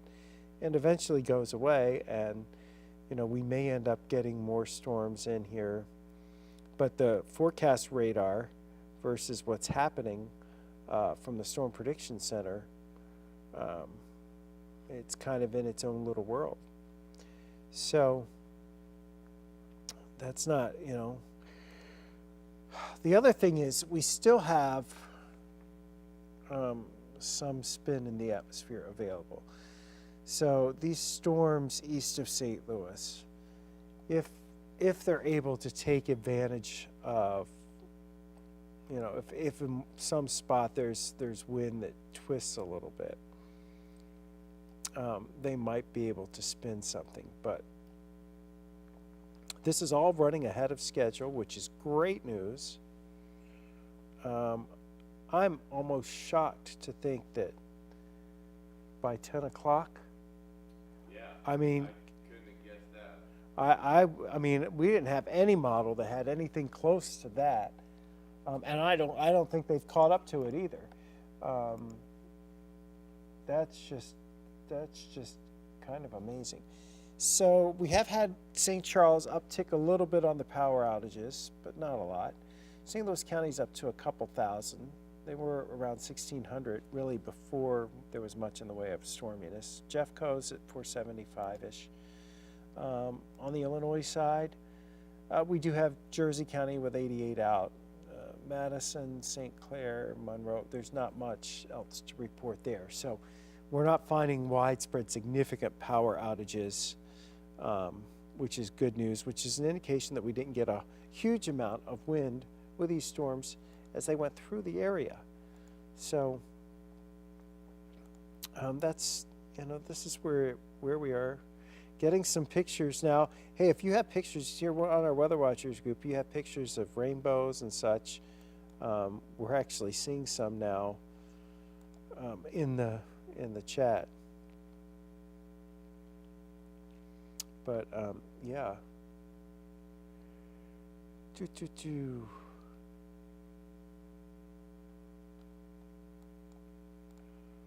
Let's see. We got nothing there.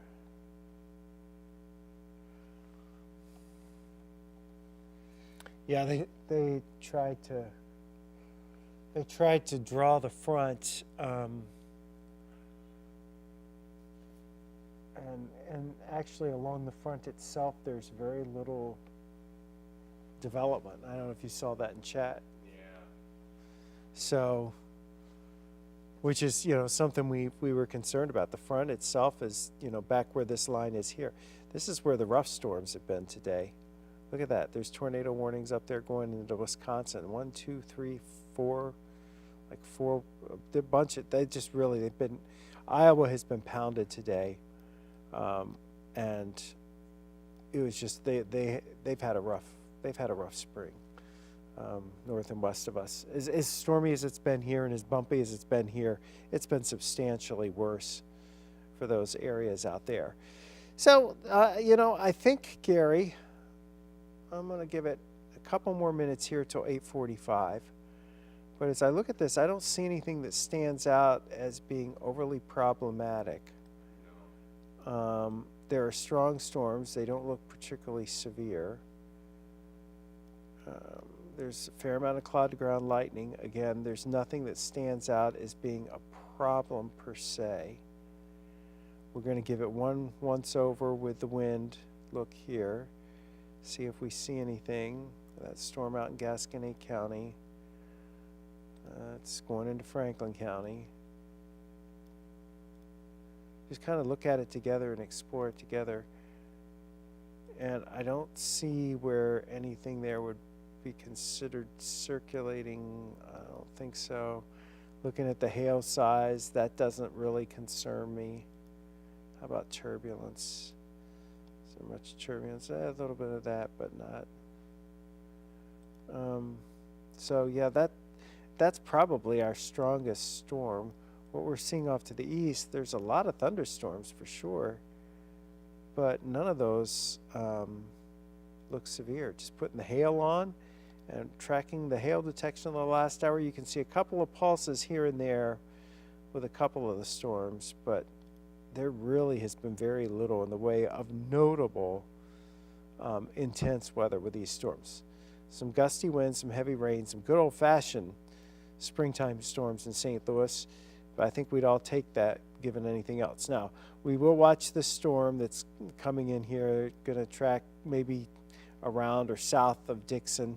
That looks like it might have a little spin to it, although they just dropped the warning on that, so maybe they're going to let that go, even though it does look like it has some of those cells maybe spinning a little bit. So, but we'll keep watching it here as we go through time this evening around St. Louis. I don't think we're going to get much in the way of severe weather based on what we're seeing right now. I think the atmosphere's been worked over. We will watch this one storm, and I'm kind of questioning, Gary, if we should just stick with this one storm until it's through, since it still has a little spunk out here towards Gerald approaching Union. Maybe we'll stick with that for just a little bit longer. And well, you want to talk for a little bit? I can, but I don't think that mic is coded. Well, we'll have to switch. no, I'll just give you my mic. It'll be very simple. You can have it. Put this No, other no, one. no, just. All right, you, sir. So easy. Yeah, you I'm going to give you a break. Scott needs a break. Well, this is the only storm right there. Yeah.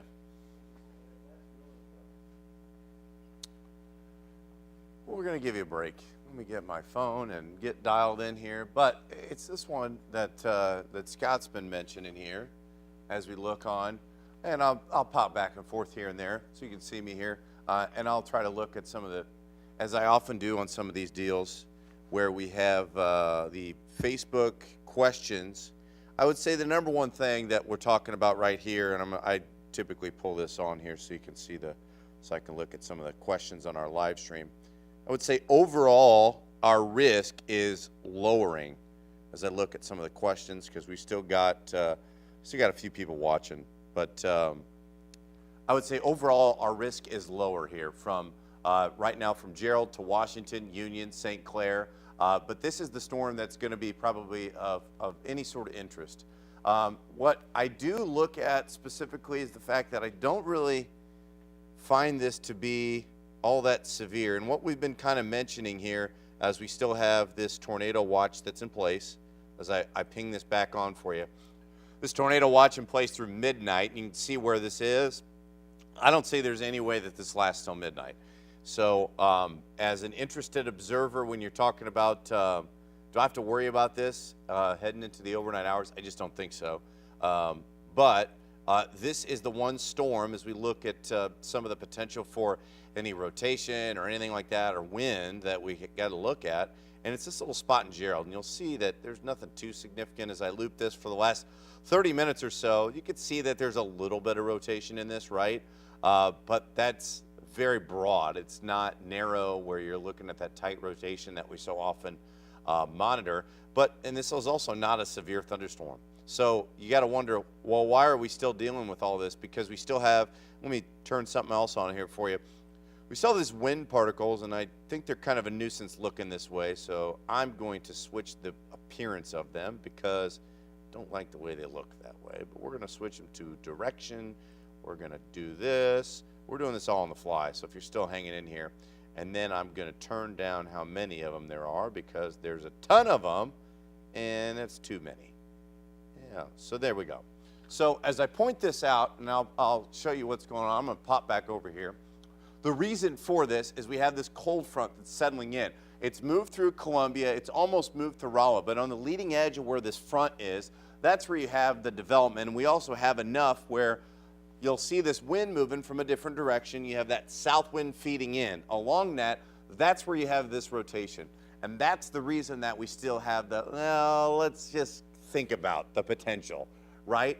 And so that's one of the reasons that we at least see this. However, because of the earlier storms, we don't really have the favorable ingredients, whereas if we did not have those earlier storms, we don't really have those favorable ingredients that we had earlier that, once that line settles in, you get those significant storms.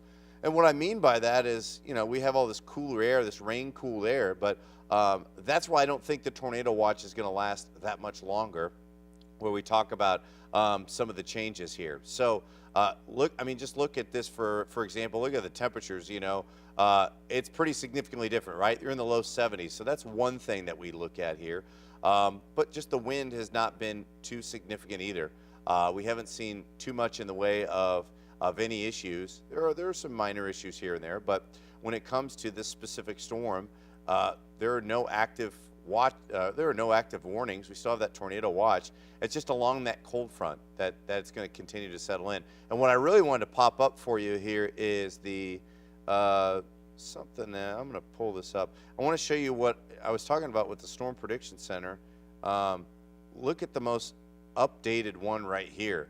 And as I kind of zoom in, what I found this to be interesting, and this is what we're talking about, and we still have this potential on the left, but this was the quickest way for me to get this up in Scott's show.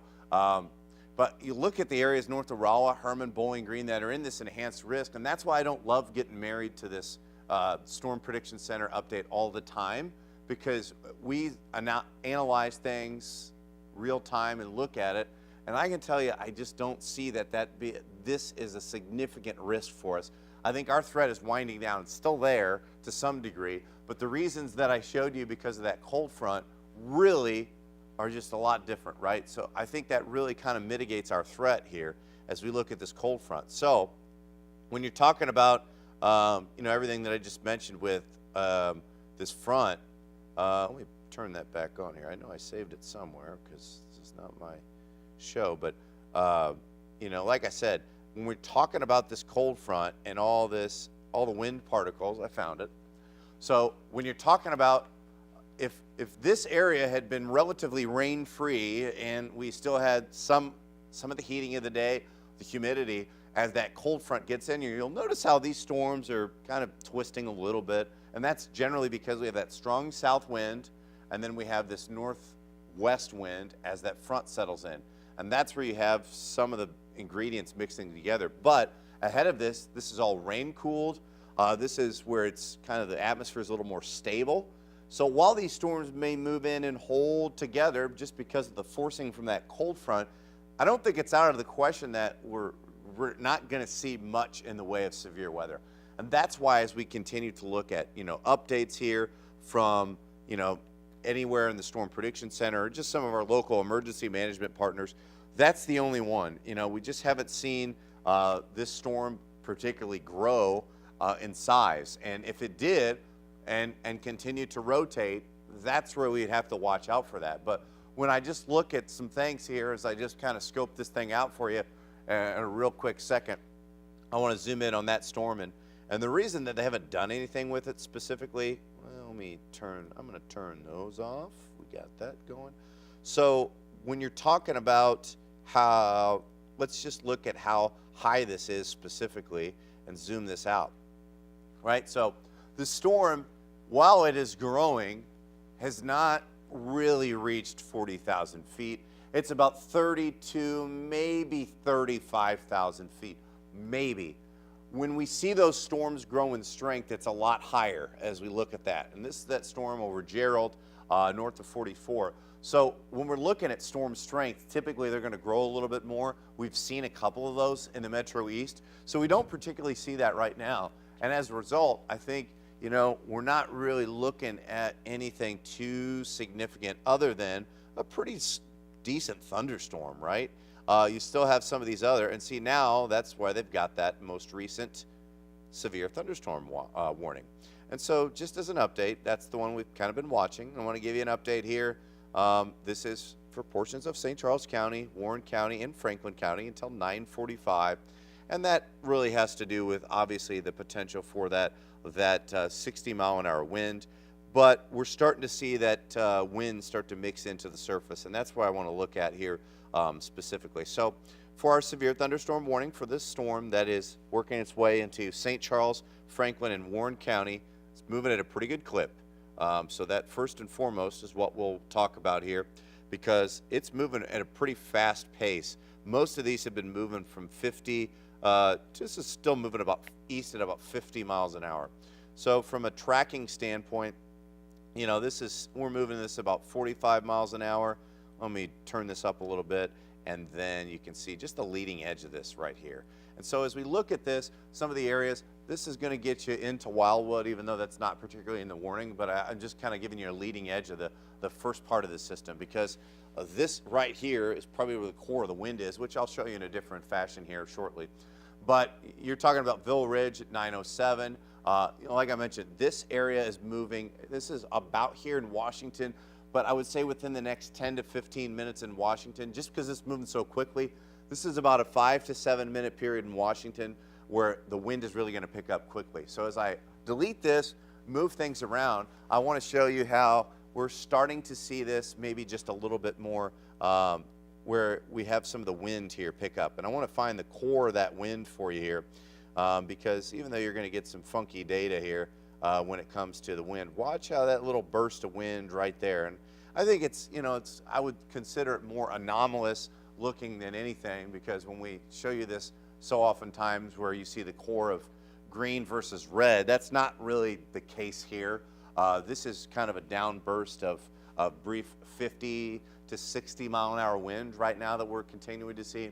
So that's probably the biggest story for us here right now as we see this moving at about 45 miles an hour. And so as we continue to look at that, that's probably the biggest thing for us when we're looking at this cell right now.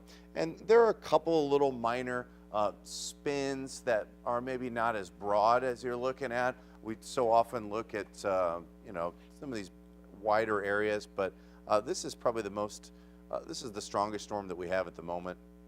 There's still another storm just off to the west of Rolla, but no severe thunderstorm warning issued with that right now. But it's just right about here that we're seeing the core of that wind that could be just, I would say, right north of 50 here. From Villa Ridge to Union, this is where you're probably going to see that 55 to 60 mile an hour wind gust. And with how windy it's been all day, the trees can only take so much, and that's why we may see some localized power outages here, especially with the time frame. So I think at this moment, the core of the strongest wind is probably south of Washington and probably south of Washington 147 there. But I still think that this is probably going to impact areas right along 50 here into Union and Villa Ridge at some point.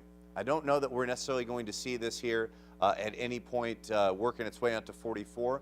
But once it does get to areas along 44, not only are we going to be able to have more people see it, but we have at least the MoDOT cams that are going to be able to give us an update on this as well. So when we talk about this, once again, this is still this is our severe thunderstorm warning right now that's in place. And you know, for wind, from a wind standpoint, that's what we're going to continue to look at here as we continue to monitor this storm system here. From really 185 all the way to Union and 47. So, you know, as we continue to look at this, I want to take this out just a little bit more, but to show you where that wind is. But, you know, this all on the Metro East side, still kind of keeping us away from anything too significant. But, you know, we still have to watch this because anytime you see this area that's kind of settling in here, it's always something we watch, and I don't think there's anything too significant with that right now, but it's just something that we monitor because you could see maybe just a little weak rotation here with that storm system right there. Even as I play this for the last 30 minutes or so, you can start to see it maybe. You know, it's nothing too significant, but it is worth watching here. So those are the type of things that we look at. Almost, honestly, it looks like a seahorse, Scott. I'm completely honest with you. If we're going to play the game where you look in the clouds and pick out something, that's kind of what it looks like to Well, me. apparently some of the sirens are going off in Washington, Missouri. I'm not sure why. No? There certainly isn't, you know, that threat there. Yeah. I mean, we're talking maybe a 50 to 60 mile an hour wind gust, and that's about it. In fact, the other storm that came through on the north side of Washington, or on the just across the river, looked more impressive earlier than this one does. So, Yeah, and you never know, like you said, you never know. Every county's different with sirens going off, but you know, specifically, if you're just tuning in, you jumped on our live stream, you're in Washington, and I can tell you right now, there's not a tornado warning for your area. We're under severe thunderstorm warning. Still something to be taken seriously, stay indoors, but we don't have a tornado warning in place. What we do have is the potential for 50 to 60 mile an hour wind. It's very brief because this storm's moving very quickly. So really, if you're in Washington, you're probably going to be, especially on the north side of town, you're probably going to be away from the core of the highest winds. I think that's probably going to be a little further south here. Union, somewhere between Union and Washington is where you're going to see the highest winds. And downstream, that's Pacific, that's Wildwood, if that holds together. We'll see how the river impacts it. It's always something we watch, but this area is full of bluffs anyway. So if that wind continues to hold together here, you know, obviously up 100. So this is an area where we may see a brief burst of 40 to 60 mile an hour wind, which is something that has continued through most of the day anyway. We've seen some pretty windy conditions, but this storm's moving pretty quickly. And like I mentioned, you know, the back edge of this, really in Gerald, you may be involved in this anyway, but there's where the wind is, specifically the core of where that wind has kind of settled in. And you've seen a little bit of weak very, very broad rotation, but it's not anything that's too incredibly significant. And there's really some weird data going on here, so I don't want you to look at that and say, okay, well, it's this rotating storm at that point. This is still more of a wind gust where 40 to 60 mile an hour winds are possible here at this moment. And this is the one storm that we're tracking from Marthasville to New Haven. And most likely in this downstream area, this is the one that probably is going to affect St. Louis County at some point, and we'll pop in on your TV and talk to you if it continues to hold this strength. Right now, it's just a matter of if it continues to hold this strength. And what I do find interesting is that, you know, this is running into an area where it's already rained and it's still holding its structure. And a lot of that has to do with the fact that, you know, we have that frontal system that's working its way in and is really the driving force behind this, where you can see those areas along that. And if we hadn't had that leading edge of rain, like I mentioned, if you're just tuning in, if we hadn't had that leading edge of rain, I think you'd be seeing this front start to spark storms like this that would not only grow in size but strength even at this hour, and that was the concern with the tornado watch in place earlier. So as we look at this storm right now, once again, these are areas that are probably going to impact areas in St. Louis County, City, North County, maybe the airport if this storm holds together, at least at its current rate. This thing is moving so fast, we're almost going to be able to get rid of this storm, see how things go down there, and then once this pushes through, I mean, the tornado watch goes in place until midnight. I just don't see that happening. I think that's going to be ending a lot sooner. But once again, as we look at this particular storm, this is the area from Washington. Like I said, if you have got the sirens going off, this is a severe thunderstorm warning. This is not a tornado warning. We do not have anything like that in place right now, and I don't see any updates from that. But you know, when it comes to areas downstream that are in West County, that are in St. Charles County, this is moving a pretty good clip. It's 45 miles an hour off to the east. You got Wildwood at 917. You got Town and Country at 930. You got South City, South County here, and U City at 939. So, you know, there's a lot of spots that are going to be impacted by it. It's a very small storm. It's got a compact wind field, but it's quick. It's moving very quickly. And so the positive news is it's not a huge storm, but it is rapidly moving.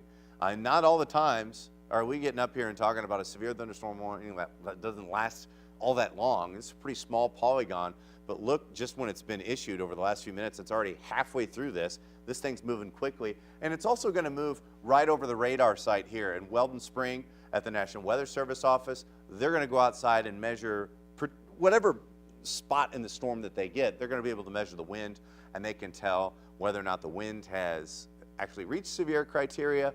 We get some of these spotters and some of this information as well. So we're not going to be able to see it just yet, whether or not we have that wind, because it's going to go over north of 44 right now. But those are the issues that we're looking at here in terms of the potential, you know, wind field, things of that nature. So once again, this severe thunderstorm warning is in place overall until it's about 9:45. This is Franklin, St. Charles, and Warren County. And like I said, the leading edge of this specifically all has to do with this front that we're seeing move through central Missouri. And because of what we had earlier, we have kind of cleared things out here. And you're still seeing this front initiate storms along that. And the positive news for us is that we've kind of muddied the waters here where it's rained. We've had some pretty good thunderstorms and some pretty good wind gusts, but you know, along this is not reaching the incredibly favorable environment that we maybe had hours ago. It was obviously hot, humid, windy, and then we had the rain early along this front. And that's the front that has been initiating these things. You can see that southerly breeze go straight up. We have a west-northwest wind. This front's going to be kind of settling in, and we still want to monitor how strong this stays, because as a result of where this front is, that's why we cannot make the severe threat zero or the tornado threat zero just yet. From a overall standpoint, there are going to be lower severe weather threats throughout the rest of the night, but this is still the main storm that we're looking ahead to here as we zoom back in and take a look. But you know, they're looking at the potential for, you know, this storm. It's holding together and it's moving over the National Weather Service office. Maybe not the strongest part of it, but you know, overall, this is kind of goes back to what Scott mentioned about an hour ago when we had that line of storms that moves in. It's holding its intensity. It's not weakening. but it's not getting any stronger. So as a result, it may not be extended for, St. Louis County areas into Franklin County as well. So we'll see how this goes, but at this moment, it may not be one of those situations where they extend this downstream warning. It's still a thunderstorm that's going to get your attention, but when it comes to being a severe thunderstorm, they're going to be able to measure the wind here pretty quickly, and you can kind of see how the back edge of this has already moved. The amount of lightning with this is probably going to cause more issues. We've already had plenty of wind throughout the day. We've had gusts close to 40 miles an hour. I've seen trees down in our Weather Watchers group on Facebook. We've had a small handful of reports of electrical fires due to lightning. So we'll see how that plays out. That may be something, just the amount of lightning that this thing has over the last 15 minutes. So this is, as it works its way into the radar site, Weldon Spring, Cottleville, into Chesterfield, and along 64 and north of 44. That is really the corridor that this storm is starting to work its way into. So that's going to be the main system, or the main impact here, as once again, this severe thunderstorm warning is in place till 9:45, and to me, it looks like it's outracing that time frame. I'm not real sure that it's going to last that long, just because of how quickly this thing is moving here at this moment. So certainly the back edge of this is not going to be maybe quite as significant when it comes to where we are with this particular severe thunderstorm warning. Overall, we're still not looking at a widespread severe weather threat. The positive news is this was the one storm that we were looking at that really doesn't look like it's holding together or gaining any strength, even though it's along this front, which is kind of the back edge of things settling in. Areas like Bowling Green, Troy, I really think things are settling down for you tonight as you get on the back edge of this front that's kind of behind this, as this slowly works its way in. And that's going to be the same for tomorrow as this front maybe hangs to the south. These will be areas like Farmington, Mount Vernon, Salem, where that front kind of drapes through and stalls out tomorrow. You get hot and humid again, you'll have issues. But I think this front's going to kind of sit here in our region here for the next couple of days. But you'll see even behind this, there are a few pop-up showers and storms along that front, but those aren't really severe. Those are just kind of indicative of the fact that that front is moving through and that there's still some energy kind of around. You'll notice behind it, things are kind of settling in here. And Troy actually had some damage earlier, and so did Montgomery County, and we had some power lines down. But overall, you're starting to see like areas like Bowling Green and Carrollton. I think those are areas further off to the north and west, certainly, that we can kind of go to bed quietly. And at this point, it didn't look like we were going to be able to do that, just hours ago, where we had some issues. It's still this one storm for us right now, which has probably a very small burst of, I would say 40 to 50 mile an hour wind at best. But that's the reason for this severe thunderstorm warning. Once again, severe thunderstorm warning is about 58 miles an hour or greater, 1 inch hail or greater.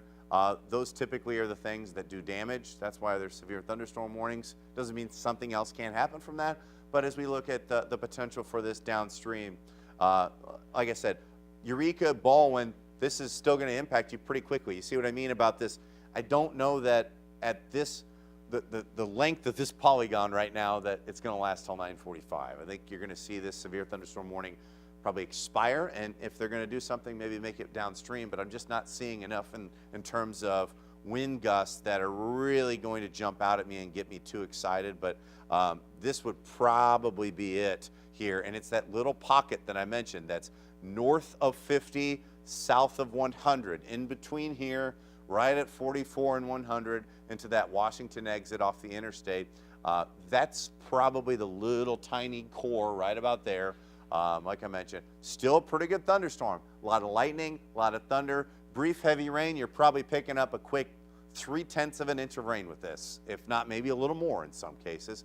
And so if you've already seen some rain, that may add up to your total of about 8/10 of an inch. Fortunately, we dried out over the last few days with this wind today. But when you look at what's going on over the next several hours, I just don't think that we're going to be going into the night with a severe threat. And I really don't think that we're going to not only make this until its expiration of 9:45, but I think those areas that were highlighted downstream are probably not going to be impacted either as well. So you're still getting a few showers behind this in Gerald, but I think Once this storm moves through, that effectively ends your severe threat in Herman. That it effectively ends it in New Haven, Canaan, Gerald. These are not areas where you're going to bed and having to worry too much more. We'll continue to knock off more towns here as we get closer to 10 o'clock. But at this point, this is not something where we're worried about anything too significant. It's just a matter of, well, what do they do downstream? We have a tornado watch until midnight officially. I don't think it lasts that long, but are they going to include areas in the Metro East into anything else? And that's what we're going to have to watch out for here as we head into the overnight hours. So as we look ahead, we'll see how this system continues. But at this moment, this is the one severe thunderstorm warning that we have in place. And even with some people involved in Washington right now, they're not seeing too much wind. And so that's kind of what we're seeing on radar. But it's always nice where you see that big blob of red on the radar and you have that one severe thunderstorm warning. Is there actually wind? Well, not so much the case here at this point. So I think right now things are really, really settling down. I'd be really surprised if we saw this severe thunderstorm warning extended beyond this as a result of not only some of the local reports, but just because of the weakening structure on radar. So I think that bodes well for us downstream in St. Louis County, St. Louis City, and in St. Charles. But I think it's still going to be a decent thunderstorm. Like I mentioned, you may get another third of an inch of rain, a quick burst of 30-mile-an-hour wind at best, which is kind of what we've had all day anyway. And then, the opportunity to see another maybe pea-sized hail. I just really don't see that too much from that right now, but that would be probably the extent of any of these storms. And in those areas in the Metro East, this has finally moved through. And, I think the only reason that, from a Cardinals game perspective, that they probably haven't restarted it is because you got to stretch, you got to get the field dry, you got to redo it, then you might have to do it again. I think they're going to wait and do this. So you may end up being able to watch us at 10 and then watch a Cardinals game after that. I mean, it could be one of those situations. This is moving really quickly, so we'll see how that goes. But once again, this is the one lone storm system that I have a hard time believing makes it through that polygon for the next half an hour. So as we continue to look at things right now, it looks like, they're not going to continue to keep the tornado watch as big as it is. So kind of what we were just talking about over the last few minutes. They're going to start knocking a few counties off. And I told you we're knocking a few cities off anyway, and that looks like what the Storm Prediction Center and the National Weather Service are going to do as well. They're going to knock a few counties, knock a few cities off of this. So pretty soon, over the next few minutes, we're going to be able to say, this city's in the clear for tonight. You can go to bed, all right. Everything's fine tonight. So we're going to be able to do that. It's not going to be fully because, like I mentioned, that front still exists as a whole.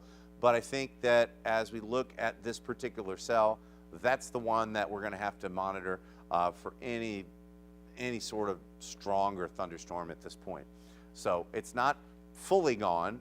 As I mentioned, all has to do with that cold front that's kind of settling in. It's weak, but if it had reached some issues where it was a little stronger earlier, I just want to point out how much lightning is on this thing here, because there's still some pretty good lightning here on this particular cell as I zoom into that one.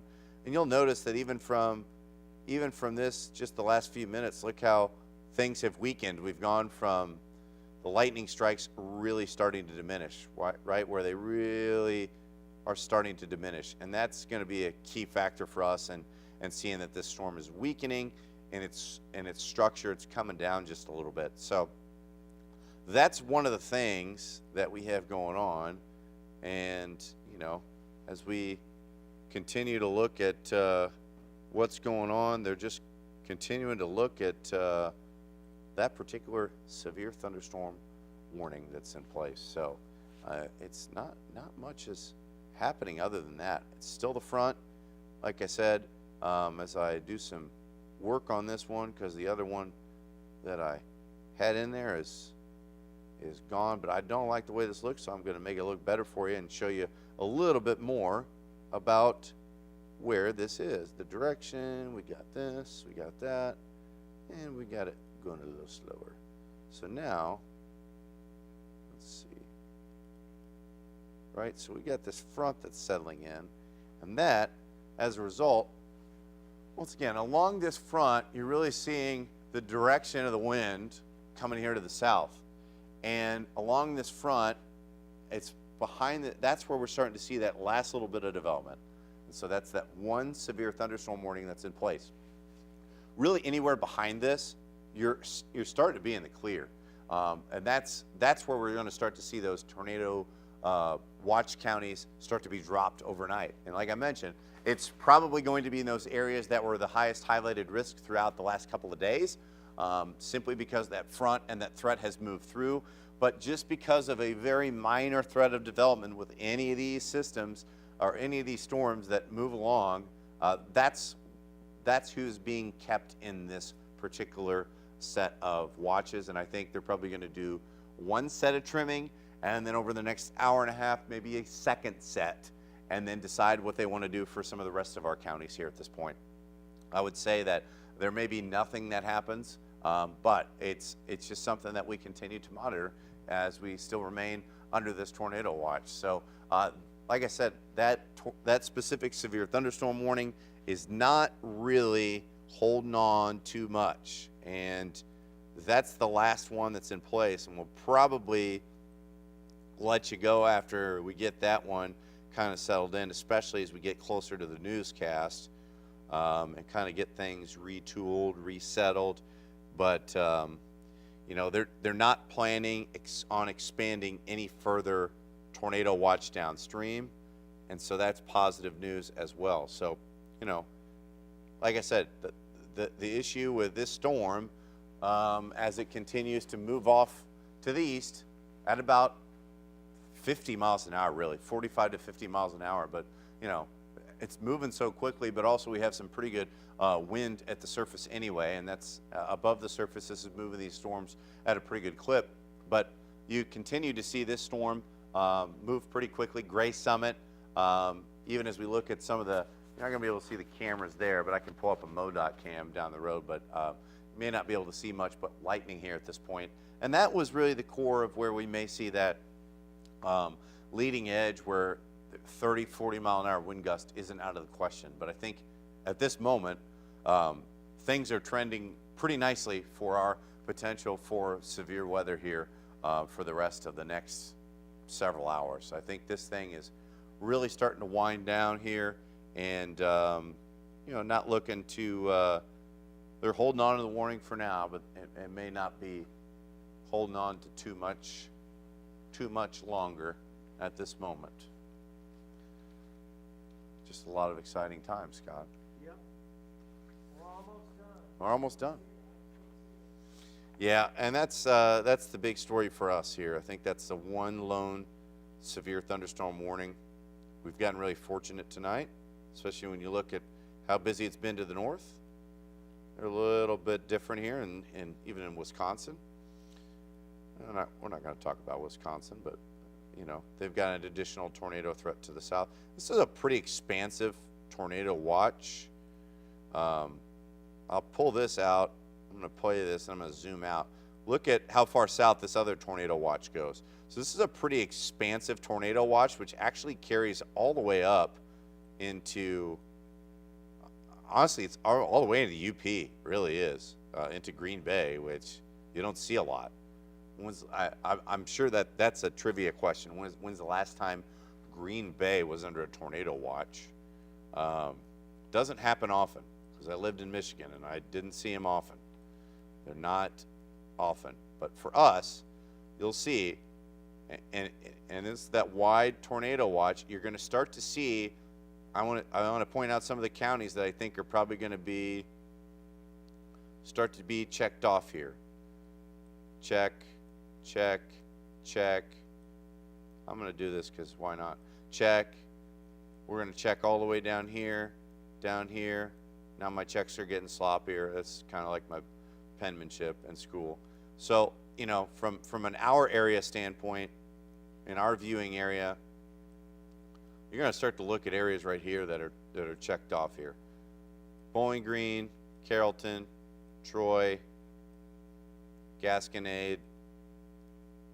Yeah, I mean, these are areas, and truthfully, we're almost to where we could do so in St. Charles as well. But, you know, right now, you can talk. You can walk, well, you can walk over, that's fine. It's just, we're just hanging out and talking to the people. Yeah.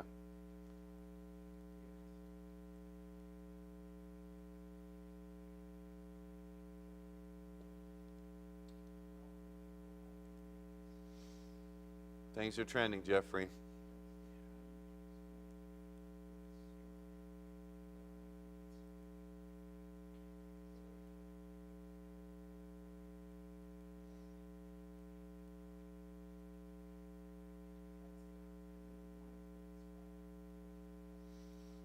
And this is our one severe thunderstorm warning. I just don't think hangs on for too much longer.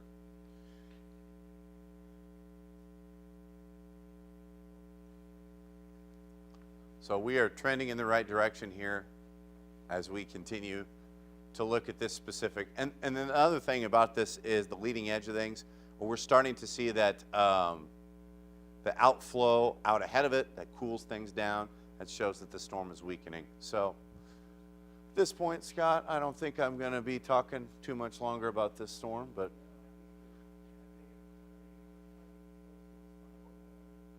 .45, but I'm not talking for 23 more minutes about this storm. I don't think I can, Scott. And yeah, let me switch that. I think we're in pretty good shape here.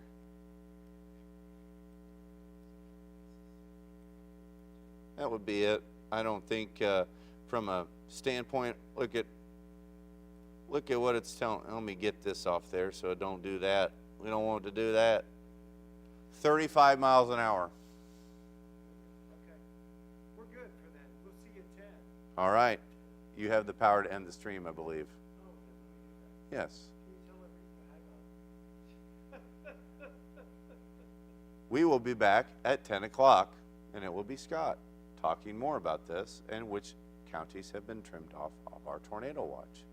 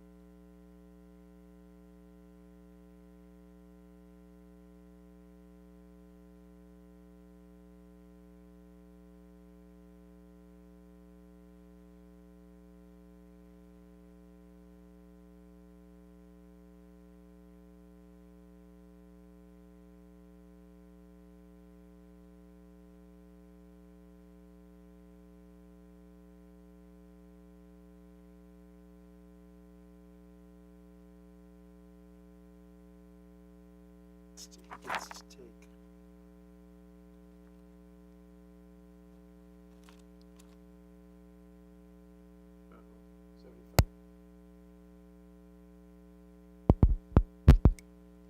This is mine.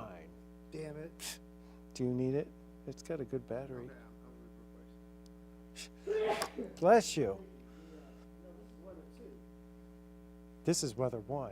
No, I've got weather 2 in my hand. Okay, but this one's okay. See, Okay, it's where's the, that's what I need the, this is your mic.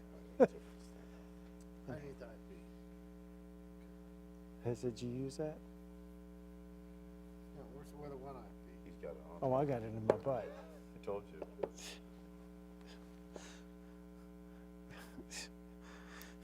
Look, it's been a long month.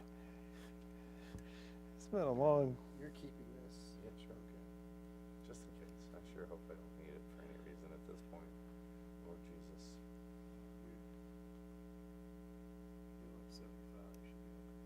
Do you want pictures, or do you want to Oh, just no, let them handle pictures? Who's asking that? No, nobody. Me. Well, I was going to go over to Facebook and see if I had some in my Facebook group, because they don't normally go into the Facebook group and look. They just pull stuff off That's of. what I mean. That's why I was gonna go look. I just saw some of that stuff. I'm not certain we're gonna get a ton, but I was gonna zip them over while I'm sitting here. Oh, there's a few. Some dude got in there and was like, earlier when I was sitting, he was like, don't worry about tornadoes. Everything is weakening. We're fine. And I was like, okay,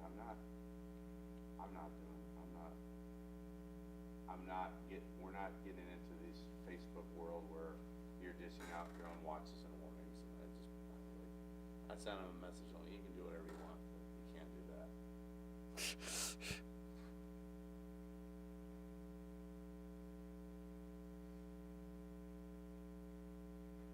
Yeah, there's Jackie Bird, realtor and marketing strategist, says the storm has passed and left this in Wright City, a beautiful rainbow.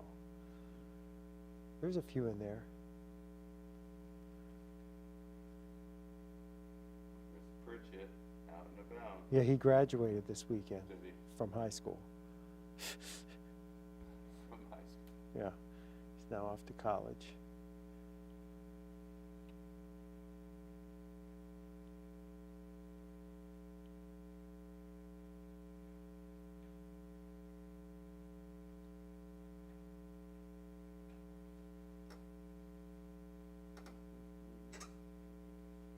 So yeah, if you want to throw in a couple of pictures, actually let me get my, I stopped the stream so I don't need to be feeding anything.